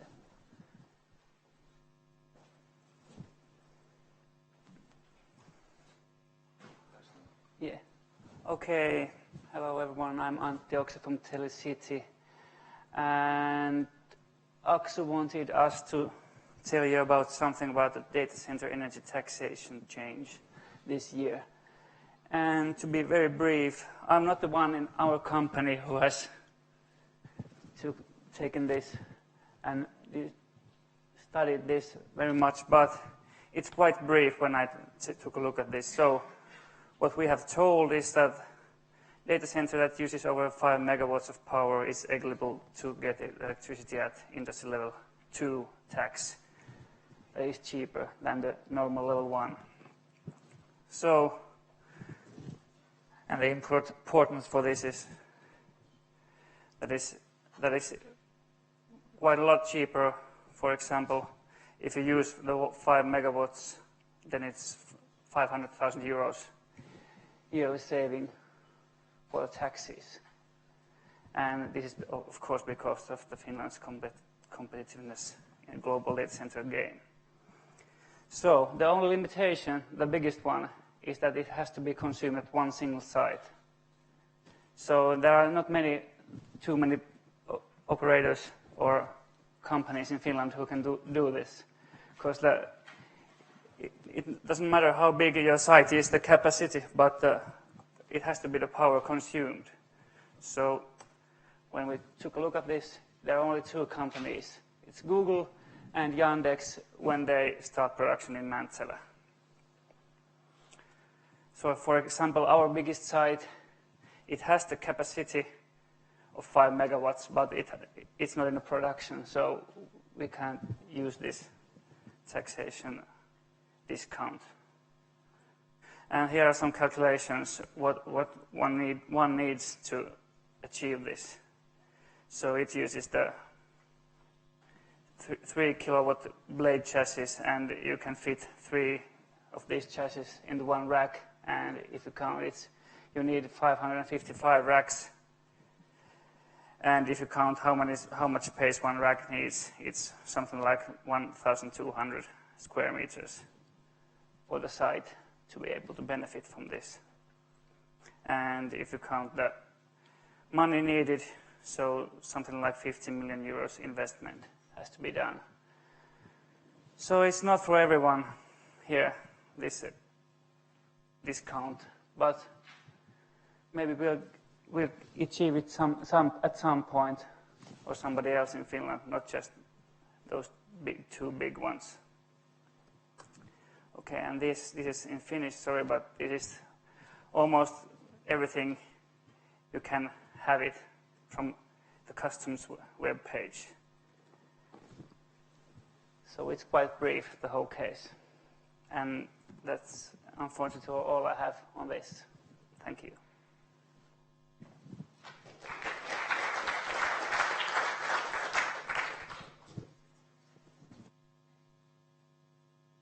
Okay, so the next one is from IXReach.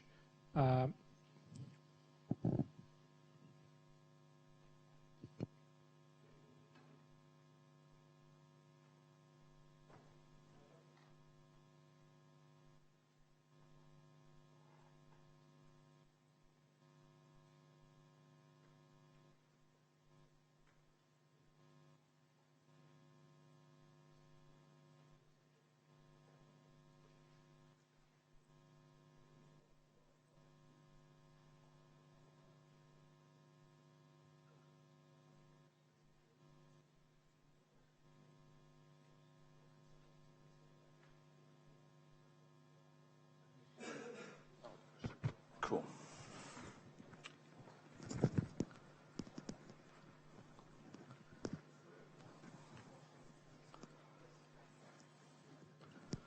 Good afternoon.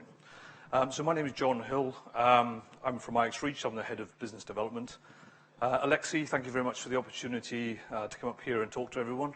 It's a great town. So is it a city or town? Sorry. Is it a city? Tampere is a city. It's a lovely city. I've had a chance to look around. I'm going to try and keep this talk to a minimum, so I've just honed our standard presentation down to just a few slides. So basically, IXReach is a global network. We started life with a network between London, Amsterdam, Frankfurt, and Paris. And we did this to help people connect to internet exchanges. So today, we're the global leaders in remote peering, so we connect more people to internet exchanges than any other network. So in 2013, we were the #1 reseller of AM6 DKIX links and NetNode and a few of the other large exchanges. We started off in those 4 main cities, mainly because AM6 DKIX links and back then PANAP were the 4 main exchanges and a couple of smaller Paris exchanges. We had customers who were looking for a solution to a problem. They were delivering their capacity from Asia, US, other parts of Europe, basically wanted to connect to more or one internet exchanges, but to do that, you had to take contracts out with multiple suppliers to do it. So you'd have to have transport, international transport, co-location, cross-connects, etc., just to get to one internet exchange. So if you landed your capacity in, say, Frankfurt, you want to get to links or AM6 or NetNode, then it was quite a complex process of aligning all these contracts up and maintaining it, of course. So you had to basically look after your equipment, do the upgrades, maintenance, and if you're in Asia, not an easy task. So saying that, we were quite successful with this product. We're now in 30 major cities. We have 26 internet exchanges as partners around the globe, and we're in 90-plus data centers. Basically, we had to build our own metro networks around the cities because the customer never seemed to be in the right place to hook up to our network, so we ended up going to them. And it's basically meant that we now have dark fiber. We light our own dark fiber in most major cities in Europe. So if you're not familiar with remote peering, this is how you'd basically do it. This is regular peering, excuse me. So you'd have to take transport to the internet exchange. You'd have to put a co-location router in that location. You'd have to take a cross-connect to the internet exchange, take a contract with the internet exchange, and then you're pretty much there. So 4 separate contracts that you had to manage. So the solution or the problem that remote peering solves is that you take one single cross-connect to a company that provides remote peering. And there are many companies that provide this solution right now. So basically, you can, from a single cross-connect in a data center, you can connect to 5, 10 internet exchanges from a single cross-connect. So you basically share the bandwidth, put multiple VLANs on it to each of the internet exchanges. So it keeps the cost down significantly in your cost per meg, which is why most people do it, to be honest. They want to compete with transit, be in charge of their own network. You've got sort of more control over latency and your costs, basically. And what happens if you have a failure of one of your connections to the internet exchange? You can manage your network in the case of failover and blending the internet exchange traffic with your transit provider. That's it, really. If anybody's interested in remote peering, I mean, I'm particularly interested in Finland, which is why I'm here today, for sure. I'm interested to hear anybody who would be interested in connecting to internet exchanges from Finland. I'm all ears, so I'll be around for the rest of the evening. And if anybody would like to chat, please come and chat. Thanks. I'd like to add to that we already have one reseller. We call them resellers, as do some other IXs as well. That reseller, FNE Finland, only brings members to us. Excellent. They don't bring our members elsewhere. But with a company like you, we would also like to facilitate our members connecting somewhere else over our network and your network, so that they don't need any extra ports at all. Okay, yes. So it's just a private VLAN between them and you, and then you... Right. So we'd hook up to your exchange, yes, and then we just provision VLANs across it, and then we take the member off to wherever they want to go, basically. Yes. Yeah, perfect. Yeah. I'd be very interested to talk about that. Yeah. Okay. Okay. Thank you. So, thank you. And he'll be at the sauna, so you'll have time. I'm not sure if he'll be in the sauna, though. Probably. Okay. And next up, a really lightning talk from Hannu.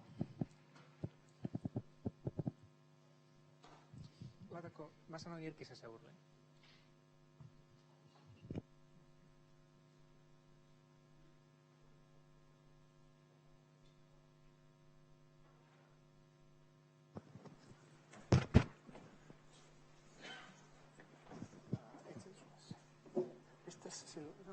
Joo.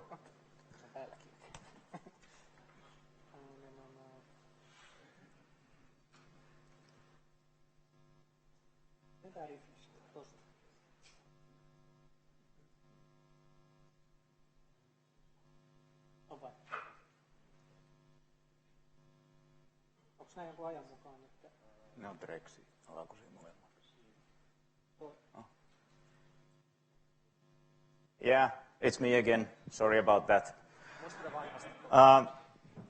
Some of you might remember my presentation around 2 years ago. It took 15 seconds, and it was about to promote our new core box, this one.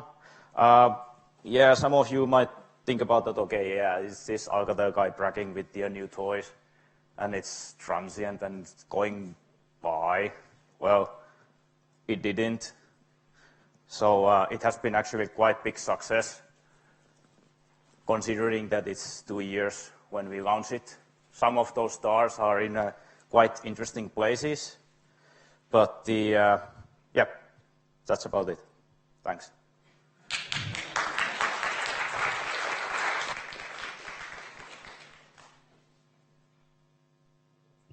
Are there any more lightning talks? No. In that case, I conclude this meeting, this workshop.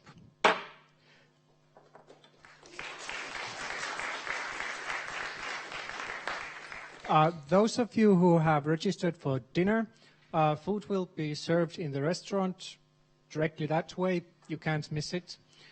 And those of you who need to leave already, can't stay with us for the evening, thank you.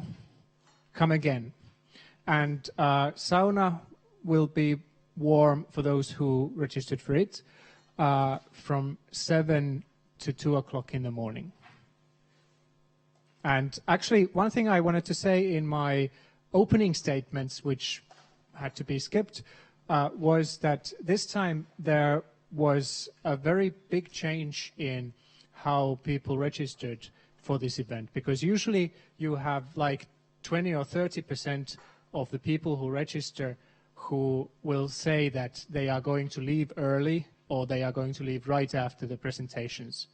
This time, about 90% of the registrations wanted to stay for dinner, and they all probably wanted to stay for sauna as well, but unfortunately we only have room for 60 up there because of fire marshal regulations. So anyway, go have food, have drink, be merry.